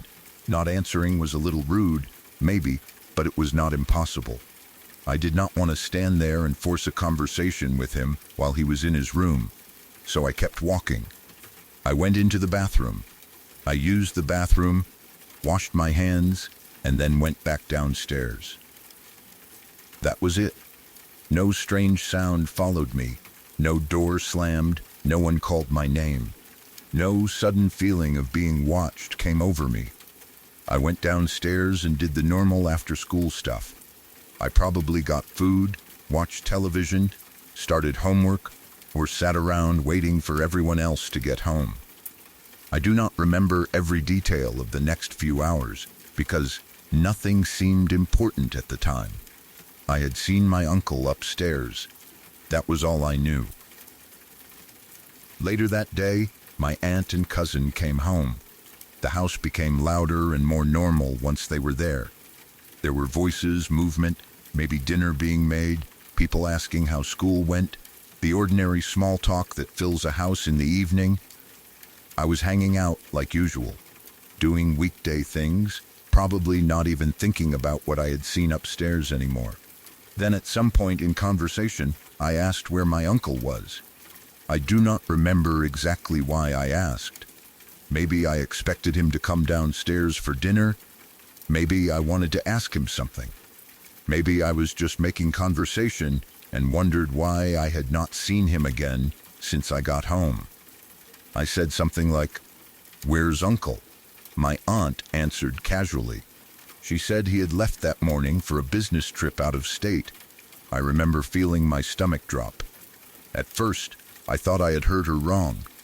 I asked something like, "What do you mean?" She repeated it. He had left that morning. He was not coming home that night. He was already out of state. I stood there trying to make that information fit with what I knew. I had seen him upstairs. I had walked past his room. I had looked inside. I had said hello. There had been a man in that room. A man I thought was my uncle. Clear as day. For a few seconds I did not say anything. I did not tell my aunt or cousin what had happened.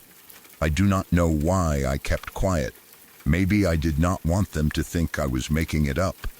Maybe I thought there had to be a simple explanation and did not want to sound ridiculous.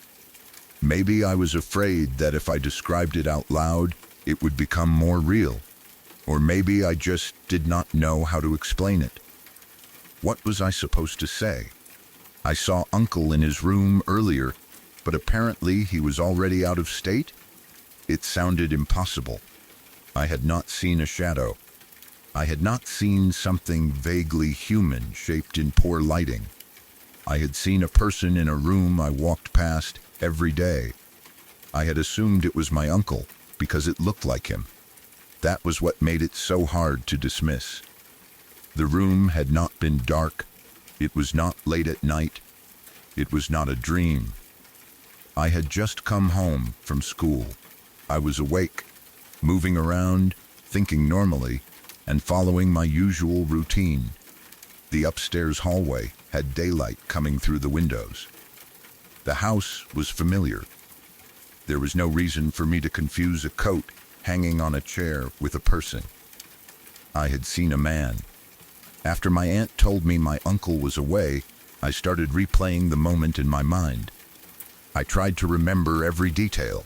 Had I truly seen his face? Had I seen him from the front, or only from the side? Was he standing near the bed?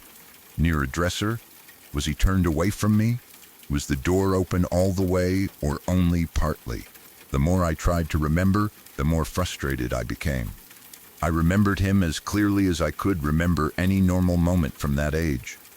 I remembered walking past and casually saying hello. I remembered the fact that he did not respond. I remembered feeling mildly surprised by that, but not scared. But I could not remember every exact detail of his face. That gave me something to hold on to. Maybe it had not been him.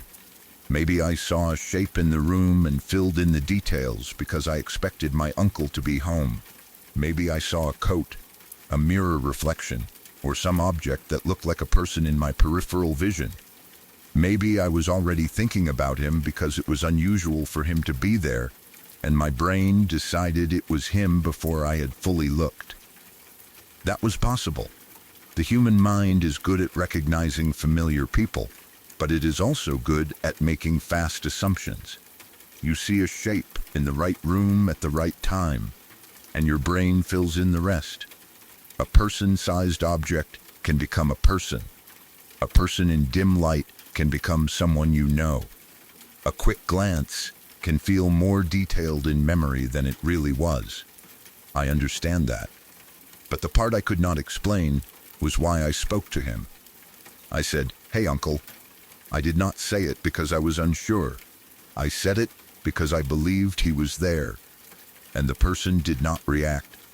That was another detail that bothered me.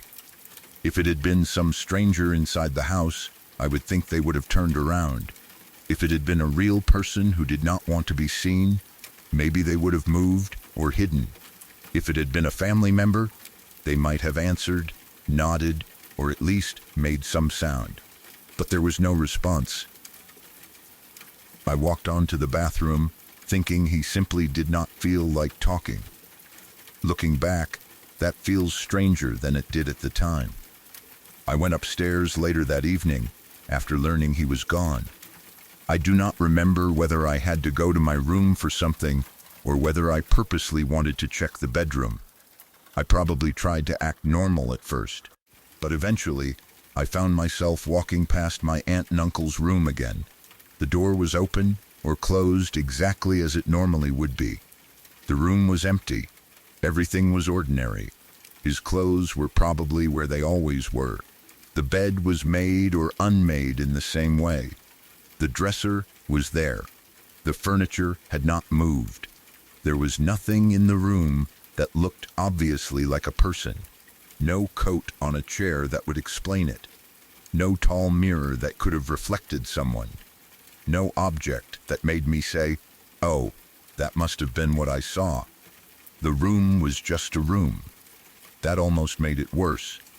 For the rest of the day, I kept the experience to myself. I did not tell my aunt. I did not tell my cousin. I did not call my uncle and ask if he had come home early. I did not want to sound crazy, and I did not want to worry anyone. I also did not know what answer I hoped for. If my aunt had said he had come back for something, I would have felt relieved. But she was certain he had been gone since the morning. He was on a business trip, out of state. There was no chance he had been upstairs when I came home. I thought about the possibility of a real person being in the house. That was probably the most frightening explanation. Maybe someone had broken in. Maybe someone had entered through a window or a back door and was hiding in the house while I was upstairs. Maybe they were standing in my aunt and uncle's room for some reason, and I casually walked by without realizing they were a stranger. But that did not make sense either. The person looked like my uncle, not just vaguely like a man. I recognized him immediately. And if there had been an intruder, why would they stay silent when I spoke to them? Why would they not run, hide, or leave once they knew someone was home? Why would no one else notice anything missing, disturbed, or out of place later? There were no signs of a break-in, no open window, no broken lock, no missing items, no strange footsteps, no unfamiliar car outside. Nothing. That explanation was possible in theory, but there was no evidence for it. The more I thought about it, the more I kept returning to the same questions. Was it a real person in the house? Was it a ghost? Was it some kind of premonition? Was it actually my uncle somehow, even though he was far away? Could I have seen something connected to him without understanding it? I do not know. The idea of a ghost did not seem impossible once I started thinking about the age of the house. It had been built in the 1800s, and old New England houses always come with stories, whether they are true or not. People hear about them and immediately imagine families who lived there long ago. Deaths, illnesses, arguments, soldiers, children, secret rooms, old belongings in attics, and all the history a place might collect over hundreds of years. I do not know the full history of that house. Maybe nobody had ever died there. Maybe nothing strange had ever happened there before or afterward. Maybe it had no dark past at all. But once you see someone in a room who should not be there, it is hard not to look at the house differently. The old wood starts to feel older. The creaks at night feel more meaningful. A hallway seems longer. A closed door becomes something you look at twice. I began to pay closer attention to the upstairs area after that. Not in an obsessive way at first. I did not go around hunting for ghosts. I did not sit in the hallway waiting for something to happen. But I noticed details I had never cared about before.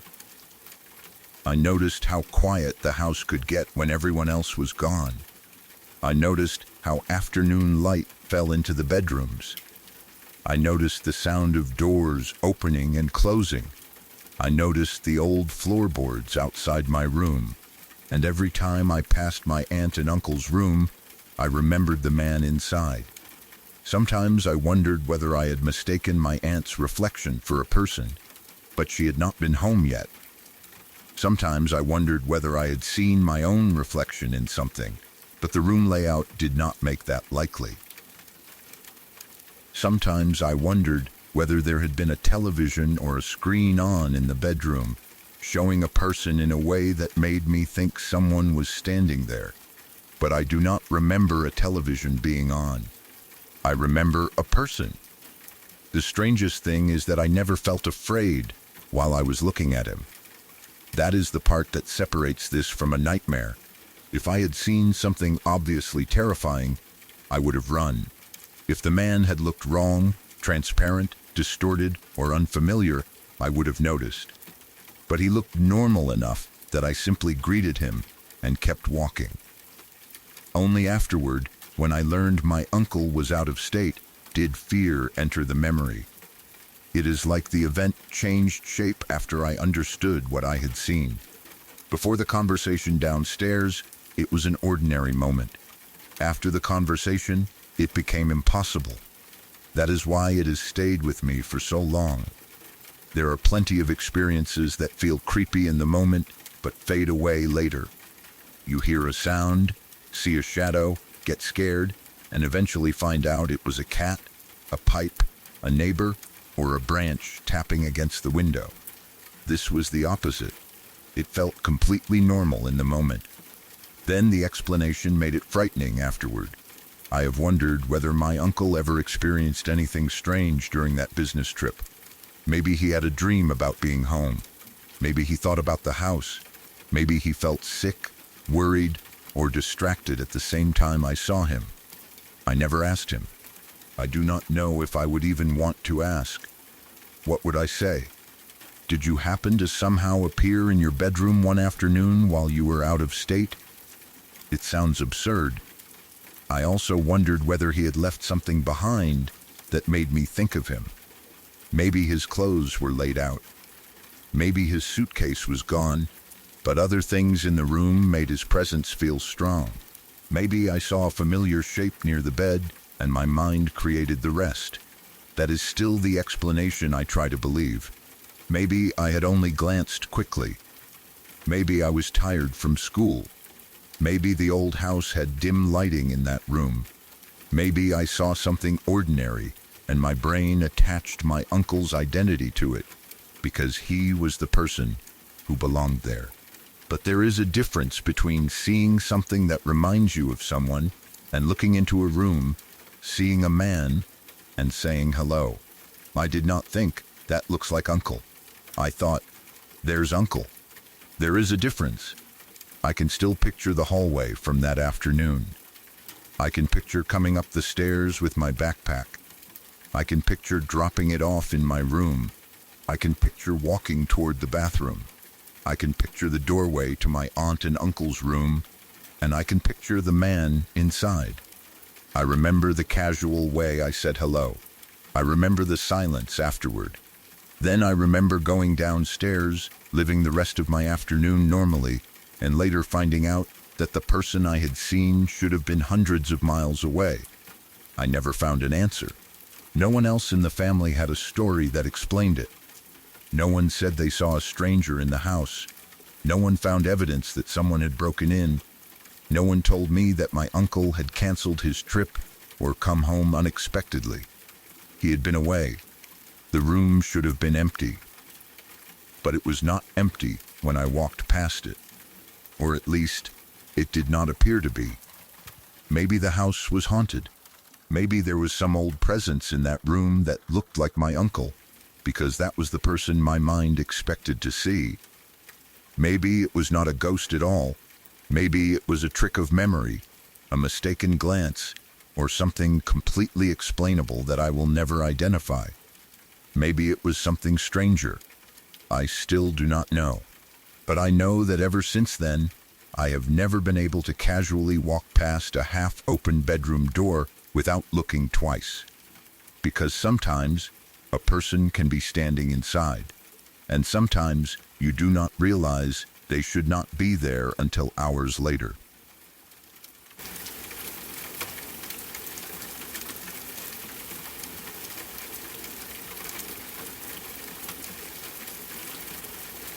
When I learned my grandfather was going to receive hospice care, I flew home from abroad to see him. At the time, I was living far away from my family. Going home was not as simple as getting in a car and driving a few hours. It meant arranging a flight, packing quickly, leaving my normal life behind for a while, and crossing an ocean with the knowledge that I was going home because someone I loved was nearing the end of his life. My grandfather had always been important to me. I was the oldest grandchild, and I had always been close to both of my grandparents. They were a major part of my life growing up. My grandmother had passed away years earlier, and her death had already changed the family in a way that never completely went away. Even after time had passed, there was always a sense that something was missing when the whole family gathered. My grandfather had carried on after her death, but he was never really separate from her in my mind. When I thought of him, I thought of them together. I thought of their home, their routines, family meals, old stories, holidays, and all the small things that made being with them feel familiar. So when I heard that he was going into hospice care, I knew I needed to go home. There was no real question about it. I wanted to see him while he was still awake. I wanted to sit with him. I wanted to be there for my parents, my aunts and uncles, my cousins, and anyone else who loved him. But more than that, I wanted time with him. I did not want my last memory of him to be a phone call, a message, or someone else telling me how he was doing. I wanted to see him myself. By the time I arrived, the family had gathered around him. My parents were there. My aunts and uncles were there. My cousins were there too. There were people moving in and out, making food, checking on one another, talking quietly in rooms, and trying to handle the practical things that come with hospice care, while also carrying the weight of knowing what was coming. The house had a strange feeling during those days. It was full of people, but no one was there for a happy reason. There were familiar voices, family conversations, coffee being made, food on the table, and all the ordinary sounds of relatives being together. But underneath all of it was a quiet awareness that we were waiting. Waiting is one of the hardest parts. You do not know exactly when someone will pass. You do not know how much time you have left. You do not know whether each conversation is the last real conversation, whether each hand squeeze matters more than the one before it, or whether the person in bed can still fully understand what you are saying.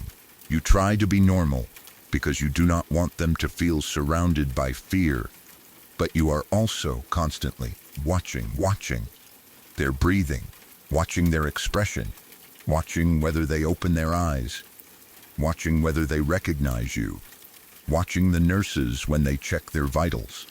My grandfather was still conscious when I arrived. He was under very strong pain medication, and it was clear that he was not the same physically as he had been before.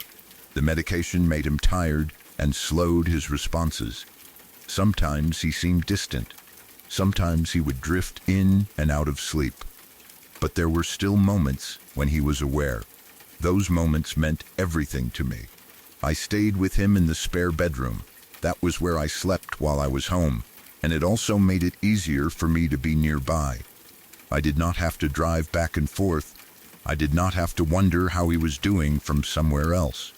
I could wake up in the morning, walk into the room, sit beside him, and simply be there. At first, the house was crowded with family. Everyone wanted time with him. Everyone wanted to help. Everyone wanted to say what they needed to say, even if it was difficult. There were emotional conversations, quiet moments, memories being shared, and long stretches where people just sat in the room without speaking much. Sometimes there is nothing to say when someone is dying. Words can feel too small. You can tell someone you love them again and again, but after a while, you realize you are not saying it to create a perfect final moment. You are saying it because it is true, and because you want them to hear it while they still can.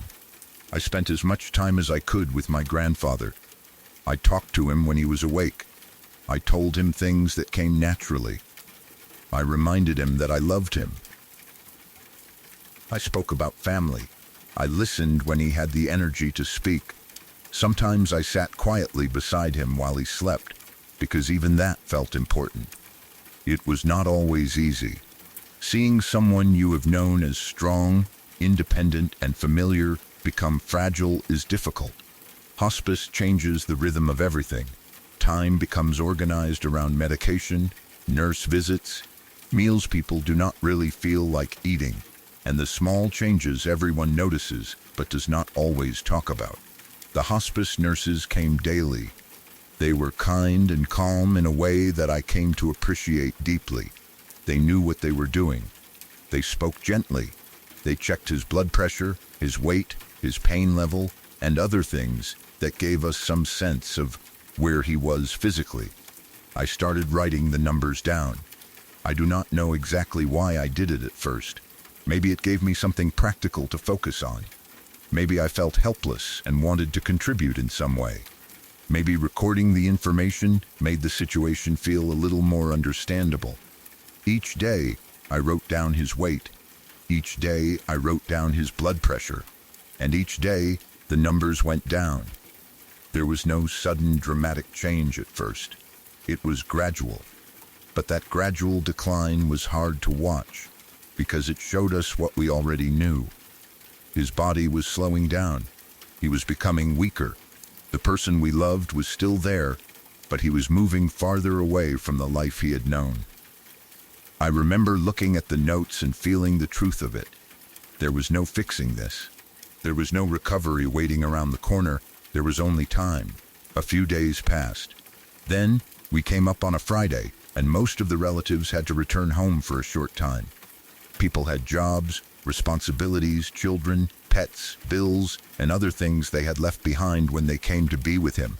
Everyone expected to return soon, because everyone believed my grandfather's passing was close. But life does not pause perfectly, even when someone is dying. People had to leave and take care of odds and ends. They had to make arrangements, bring back clothes, check on houses, prepare themselves, and handle all the things that become necessary when a family is waiting for someone to pass. That was when I ended up staying behind with him. I was in the spare bedroom, close by, and I was willing to hold down the proverbial fort. At first, I thought of it as helping. I could make sure the house was cared for. I could be there if my grandfather needed anything. I could speak with the nurses. I could update people if something changed. But over those days, it became more than that. It became time I did not realize I was going to have. The house was much quieter after most people left. The constant movement of relatives faded. The kitchen was less crowded. The conversations were fewer. There were still phone calls and messages, but the atmosphere shifted. It was no longer a large family gathering. It was simply me, my grandfather, the hospice nurses, and the slow movement of time. I cherished those days. I did not think of them as something I had to endure. Of course, they were painful. Of course, it hurt to see him deteriorating. But there was also something peaceful about being able to sit with him without a room full of people around. I could talk to him quietly. I could sit beside him and hold his hand. I could make sure he was comfortable. I could listen to the sounds of the house and know that, in that moment, I was exactly where I needed to be. There were times when he was alert enough to recognize me. There were times when he seemed to understand what I was saying, even if he did not have the strength to respond much. There were other times when the medication pulled him far away, and he would sleep for long stretches. But I did not feel like he was completely gone. Even in those quiet moments, I felt connected to him.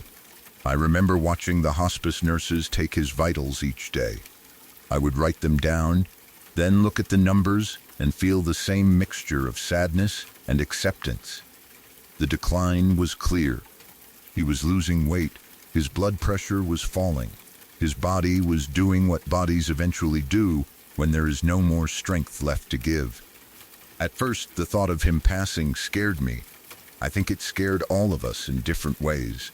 Even when you know someone is suffering, and even when you know hospice care is meant to bring comfort, it is still painful to imagine the world without them in it.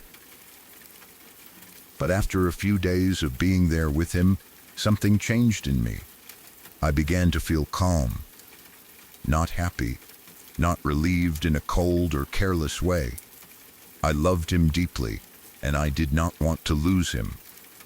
But I felt a kind of spiritual calmness that is difficult to explain. It was as though I understood that he had lived a full life. He had been loved.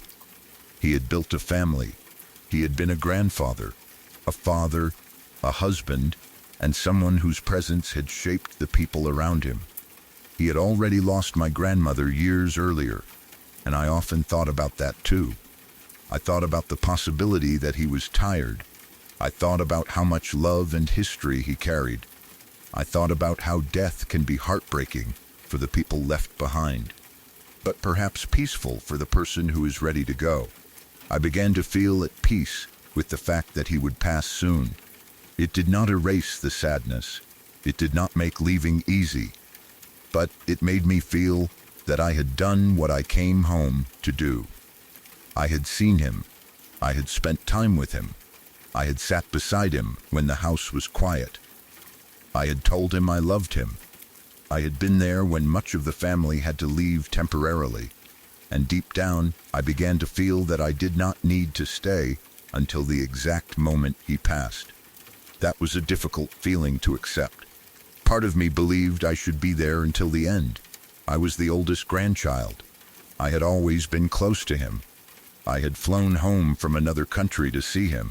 It felt like I should stay, no matter how long it took. But another part of me felt a quiet certainty that it was time for me to go back to my life abroad. I did not feel like I was abandoning him.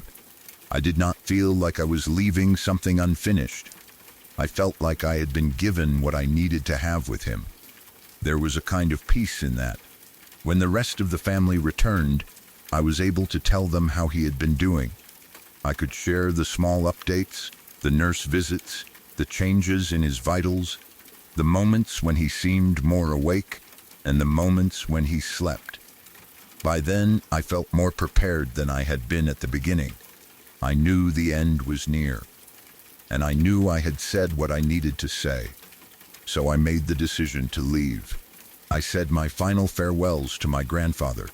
That is something I will never forget. There is no perfect way to say goodbye to someone you love. You want to say everything, but you also know that language cannot carry all of it. You want them to understand every memory, every thank you, every regret, every moment when they made you feel safe or loved. But sometimes the simplest words are the truest. I told him I loved him. I thanked him. I said goodbye. I spoke to him like he could hear me, because I believed he could. Then I said goodbye to the rest of my family. Leaving was emotional, but I was not panicked. I did not feel the same fear I had felt when I first learned he was entering hospice. I felt sad, deeply sad, but there was something calm beneath it. I drove to the airport. The trip through the airport felt strangely unreal. Airports are full of people rushing toward ordinary destinations. Families go on vacations. Business travelers move through security with laptops. People stand in lines, buy coffee, stare at screens, and complain about delays. Meanwhile, I was leaving my grandfather's house knowing he could pass at any time. It felt like I was carrying a private world of grief through a place where nobody knew what was happening. Eventually, I boarded the plane. The flight home was long. I had a seat, my bag, the small routines of air travel, and hours ahead of me with nothing to do but sit with my thoughts. At first, I tried to distract myself. I may have watched something on the screen, listened to music, read, or stared out the window. But it was difficult to focus. I kept thinking about my grandfather. I thought about the days in the spare bedroom. I thought about recording his vitals. I thought about the way his room looked when the hospice nurses came in. I thought about my grandmother, who had been gone for years. I thought about my final goodbye. At some point, we were over the Atlantic. The cabin lights had been dimmed, and almost everyone around me was asleep. It was the quiet part of a long flight, when the plane seems to become its own small world, floating in darkness. There were soft reading lights here and there, the low hum of the engines, sleeping passengers with blankets pulled over them, and flight attendants moving quietly through the aisle. I was awake. I do not know what time it was back home. I do not remember whether I had checked the clock recently. I only remember sitting there in the darkened cabin, somewhere high above the Atlantic Ocean, feeling very far away from everyone I loved. Then I felt it. A sudden chill went through my body. It was not just the cold air from the plane. It was stronger than that. It felt like a sharp jolt, as though something gripped me from the inside. For a moment, my whole body reacted. I felt cold all at once, with a sensation that was difficult to describe, beyond calling it a chilling jolt. I sat still. At first, I thought it might be the air conditioning. Airplanes can get cold, especially at night, and sometimes a vent blows directly on you without you noticing. But this did not feel like that. It felt sudden, personal, like something had reached me. Then I felt it again. The second feeling was what changed everything. It came over me with the same cold, intense jolt, and in that moment I knew my grandfather had passed. It was not a thought I slowly reasoned my way into. It was not something I debated with myself. It came into my mind with complete certainty. Grandpa is gone. I remember sitting there in the dim cabin, surrounded by sleeping strangers, knowing that something had happened thousands of miles away. I did not have a phone signal. I could not check messages. I could not call anyone. I could not ask for confirmation. There was nothing I could do except sit with that feeling. I tried to tell myself I was imagining it. I knew I had been thinking about him constantly. I knew he was close to death. I knew it was possible that fear, exhaustion, grief, and the isolation of a nighttime flight had created a powerful physical reaction. That would have been logical. I was tired. I was emotional. I was leaving someone I loved in hospice care. Of course, I might feel a sudden wave of anxiety and interpret it as a sign. But the feeling did not leave me. I kept coming back to the same certainty. He had passed. For the rest of the flight, I sat with that knowledge. I did not know the exact time. I did not know what had happened in the room. I did not know who had been with him. I did not know whether my family had already started calling or sending messages that would reach me once the plane landed. I only knew what I felt. When the plane finally landed and I was able to check my messages, there were messages waiting for me. My grandfather had passed away. I remember seeing the words and feeling both shocked and unsurprised. There was grief, of course. There was a deep heaviness in my chest. No matter how prepared you are, no matter how much peace you think you have made with someone dying, the reality of it still hurts when it becomes final. But there was also a strange sense of confirmation. I called my mom and dad. We talked about what had happened. We talked about the timing. We talked about how he had been in his final moments. I listened to the details as best as I could, knowing there was nothing I could do now except be there for them from far away. After I got off the phone, I thought about the moment on the plane. I worked out the time difference. I calculated when I had felt those chills somewhere over the Atlantic, and it lined up closely with when my grandfather had passed. I cannot say exactly what it meant. Maybe it was coincidence. Maybe I had been thinking about him so intensely that my body reacted at a time that happened to be close to his passing. Maybe I sensed, emotionally, that the moment was coming because I had spent so many days watching his condition decline. Maybe grief and love can create feelings that do not fit neatly into a logical explanation. But in my heart, I felt something else. I felt that it was his final goodbye, not in a frightening way, not like a ghost story meant to scare anyone. It felt loving. It felt peaceful. It felt like he was telling me that I did not need to worry anymore, that he was okay, that he was going to be with my grandmother, that he was going somewhere beyond pain, beyond the slow decline, beyond the medication and the hospice visits and the difficult waiting. I imagined him saying something simple. "Don't worry, grandson, I'm going to heaven now." I know not everyone will understand that feeling. Some people will say it was grief. Some people will say it was stress, exhaustion, turbulence, cold air, or the emotional weight of being alone on a plane after leaving a dying loved one behind. They may be right. I cannot prove otherwise. But I also know that the sensation was unlike anything I had felt during the rest of that flight. It came suddenly. It came twice. And it carried a certainty that stayed with me even before I saw the messages. I have never forgotten it. I still miss my grandfather. I still think about the days I spent in that house, sleeping in the spare bedroom and sitting with him while time moved slowly around us.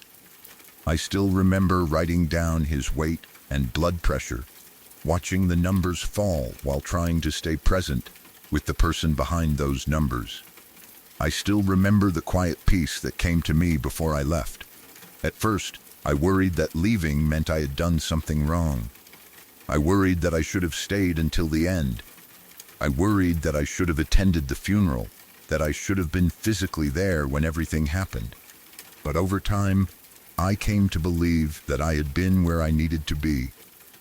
I had seen him. I had loved him. I had said goodbye. And somehow, in the middle of the Atlantic Ocean, I felt him say goodbye too. Whether it was a spiritual moment, a coincidence, or simply the deep connection between a grandfather and the oldest grandchild who loved him, I do not know. But I do know that it gave me peace, and I still carry that peace with me whenever I think of him.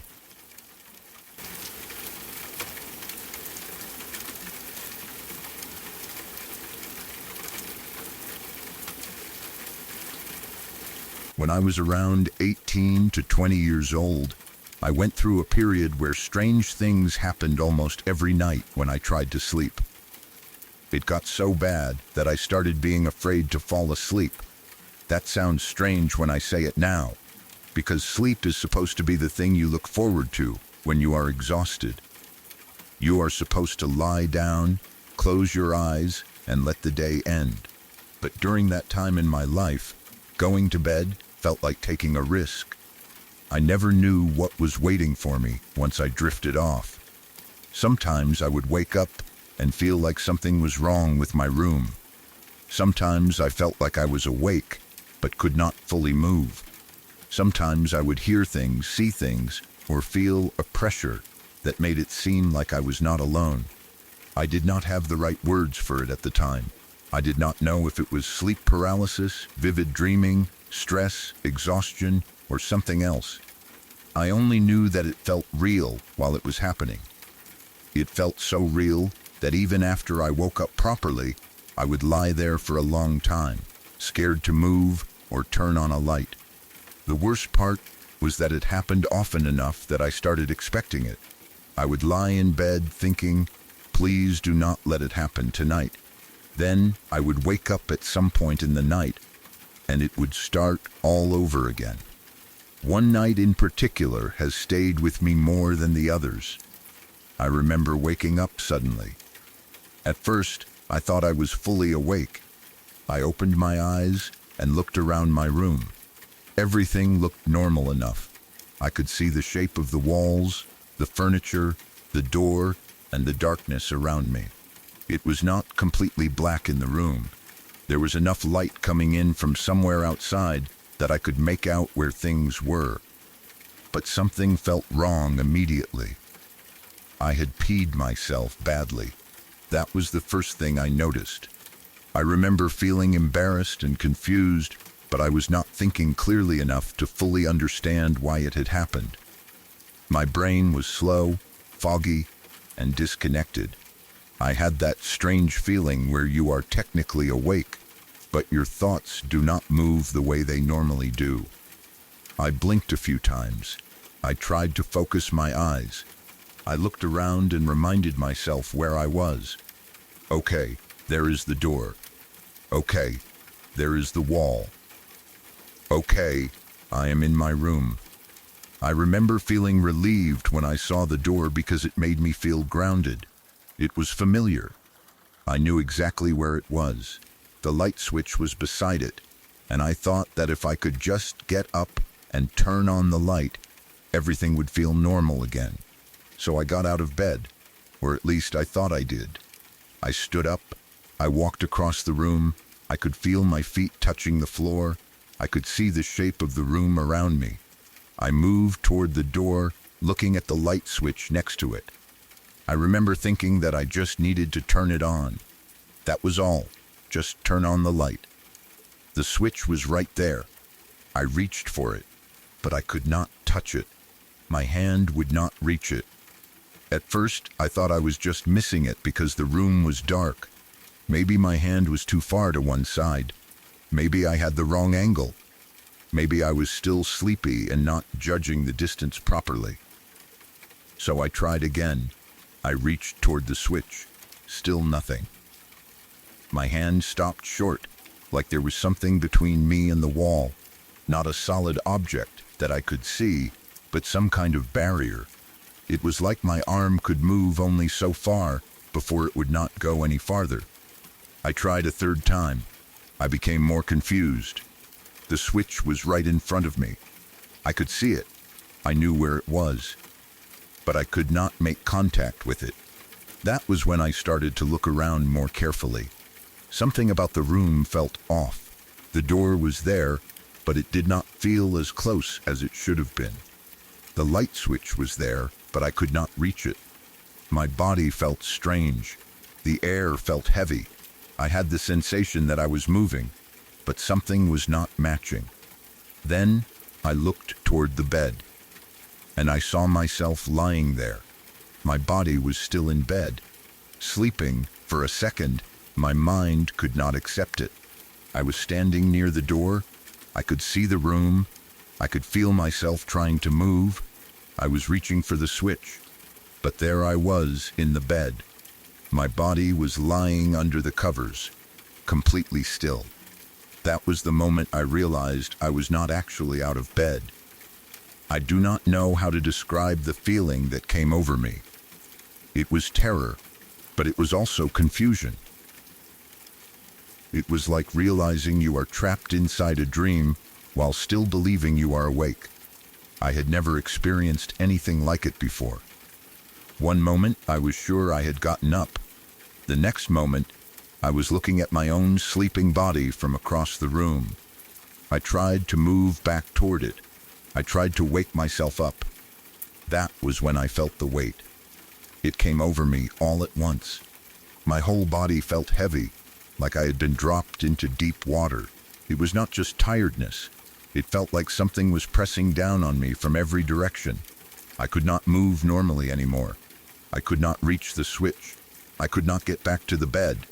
I could not make myself wake up. Then I became aware of something else. There were presences in the room. I did not see them clearly at first. I did not see faces or bodies standing in the corners. It was more like I could feel that the room was crowded, even though it looked dark and empty. There was a feeling of something around me, something near the bed, something above me, something close enough that I should have been able to see it, but could not. Then the feeling became more specific. It felt like there were many presences on top of my body, not necessarily sitting on me in a way I could see, but pressing down on me. The weight became stronger. My chest felt heavy. My arms felt heavy. My legs felt heavy. I felt pinned in place by something I could not identify. That was when I panicked. I tried to scream, but I do not remember whether any sound came out. I tried to fight the pressure. I tried to force myself back into my body. I tried to wake up as hard as I could. There is no better way to describe it than this. I snapped back into myself. 1 second, I felt trapped somewhere outside my body, watching it sleep while invisible presences pressed down on it. The next second, I was back in bed, fully awake. My eyes were open. My heart was racing. I was breathing hard, and I was still wet from having peed myself. The room looked normal again. The door was where it always was.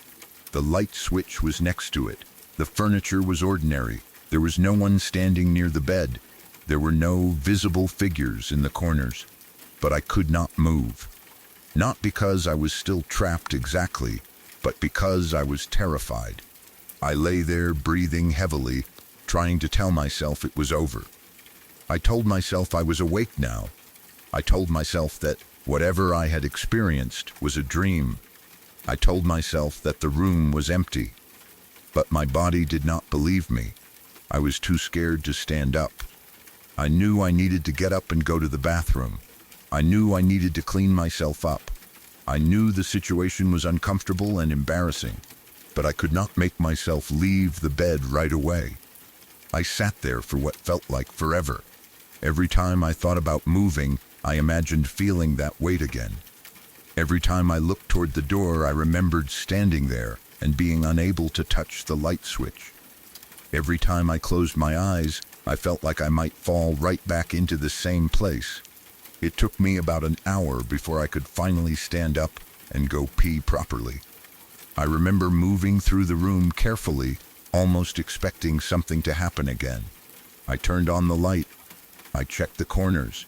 I looked toward the bed. I looked around the room as if I might find some explanation for what had just happened.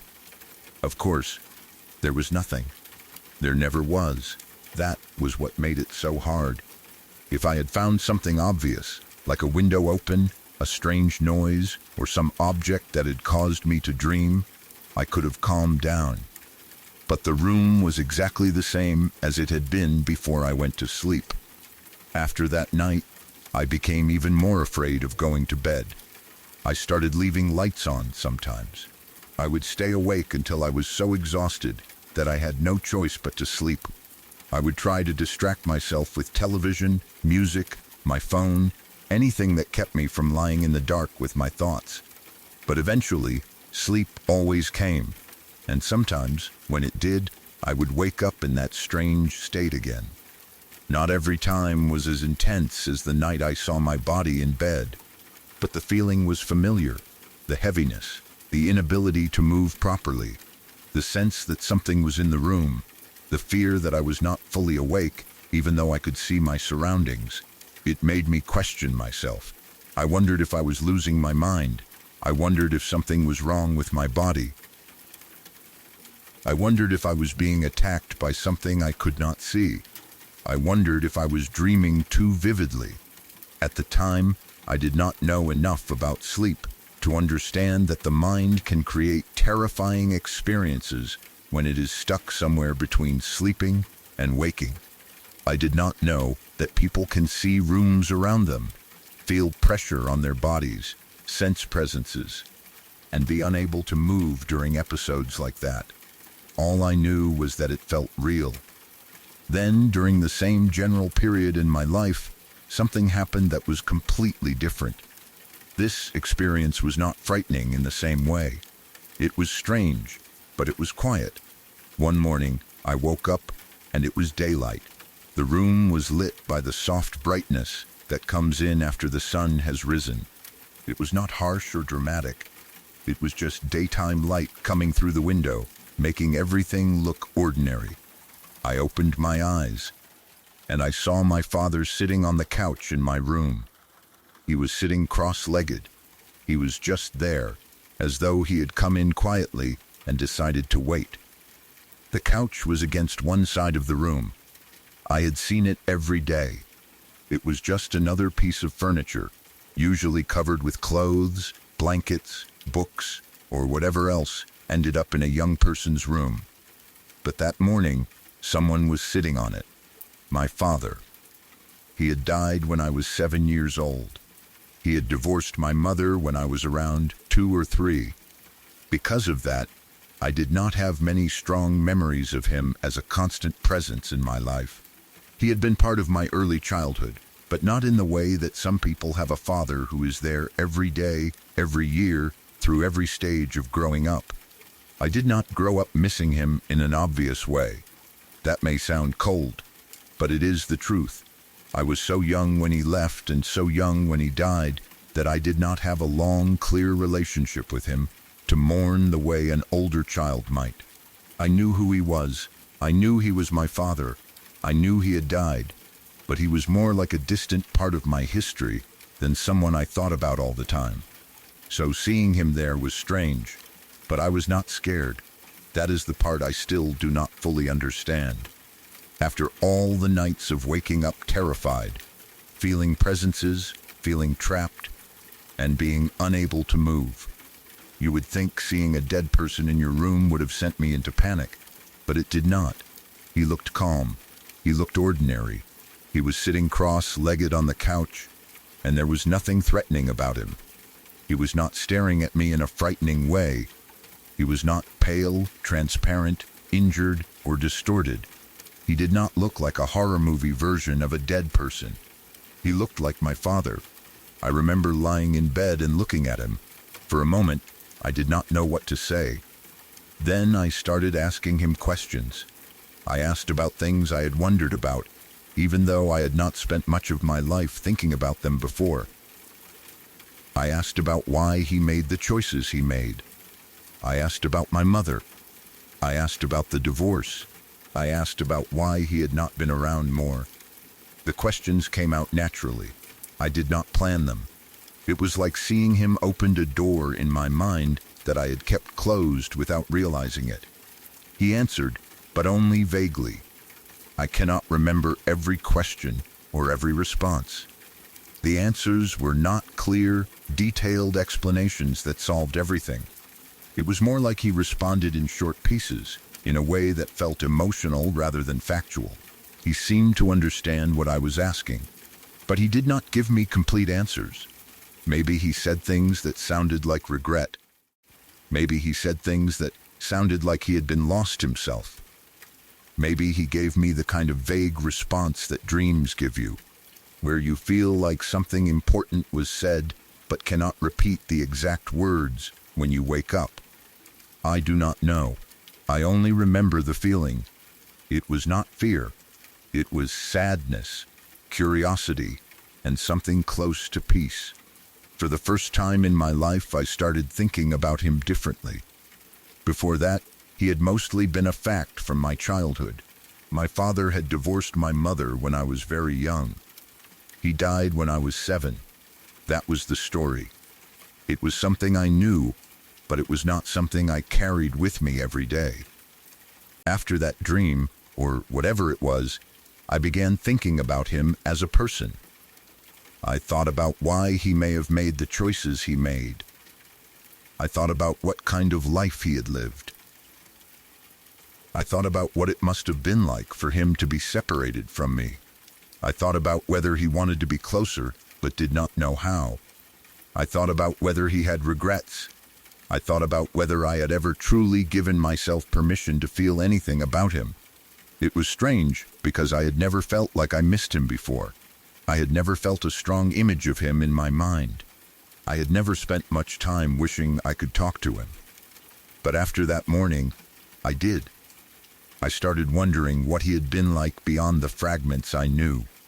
I started thinking about the choices he made, not necessarily to excuse them, but to understand that he was a real person with his own problems, fears, and mistakes. Maybe that was what the dream gave me. Maybe it was not really him sitting on the couch. Maybe it was my own mind finally giving me a chance to ask questions I had never known how to ask. Maybe the stress and fear from the sleep episodes had opened something emotional in me. Maybe I had been thinking about death, being alone, and people leaving, and my mind brought my father into that space. Or maybe, in some way I cannot explain, he really came to see me. I do not know. I do not think I will ever know. But unlike the other experiences from that period, I did not wake up shaking or terrified. I woke up thinking about him. I woke up feeling like I had seen someone I had not realized I needed to see. The two experiences could not have felt more different. One night, I felt trapped outside my own body, unable to reach the light switch, while invisible presences pressed down on me.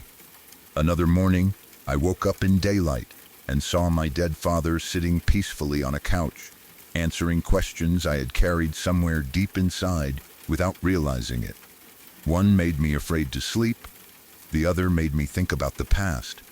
For a long time, I did not know what to make of either experience.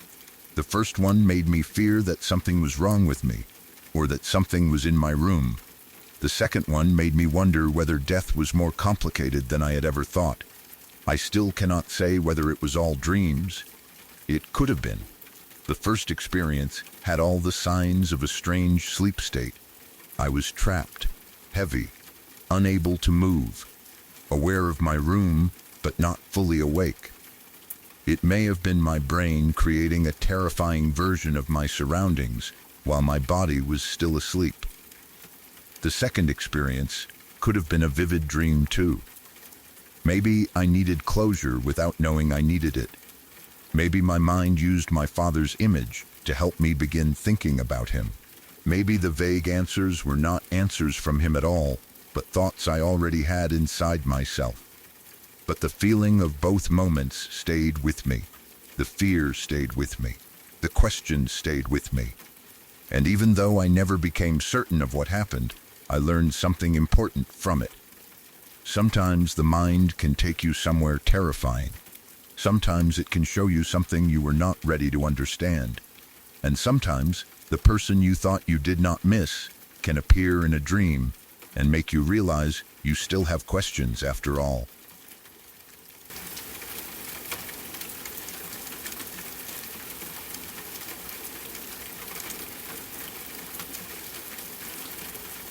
The broadcast is ending, but some voices do not disappear when the radio goes quiet. Maybe one of tonight's confessions will stay with you. Maybe you will remember it the next time your phone rings at an odd hour, or when you hear something outside after midnight. Leave a comment with the story that got under your skin the most. Subscribe to Dead Air Confessions for more stories from the people who called in after something went wrong.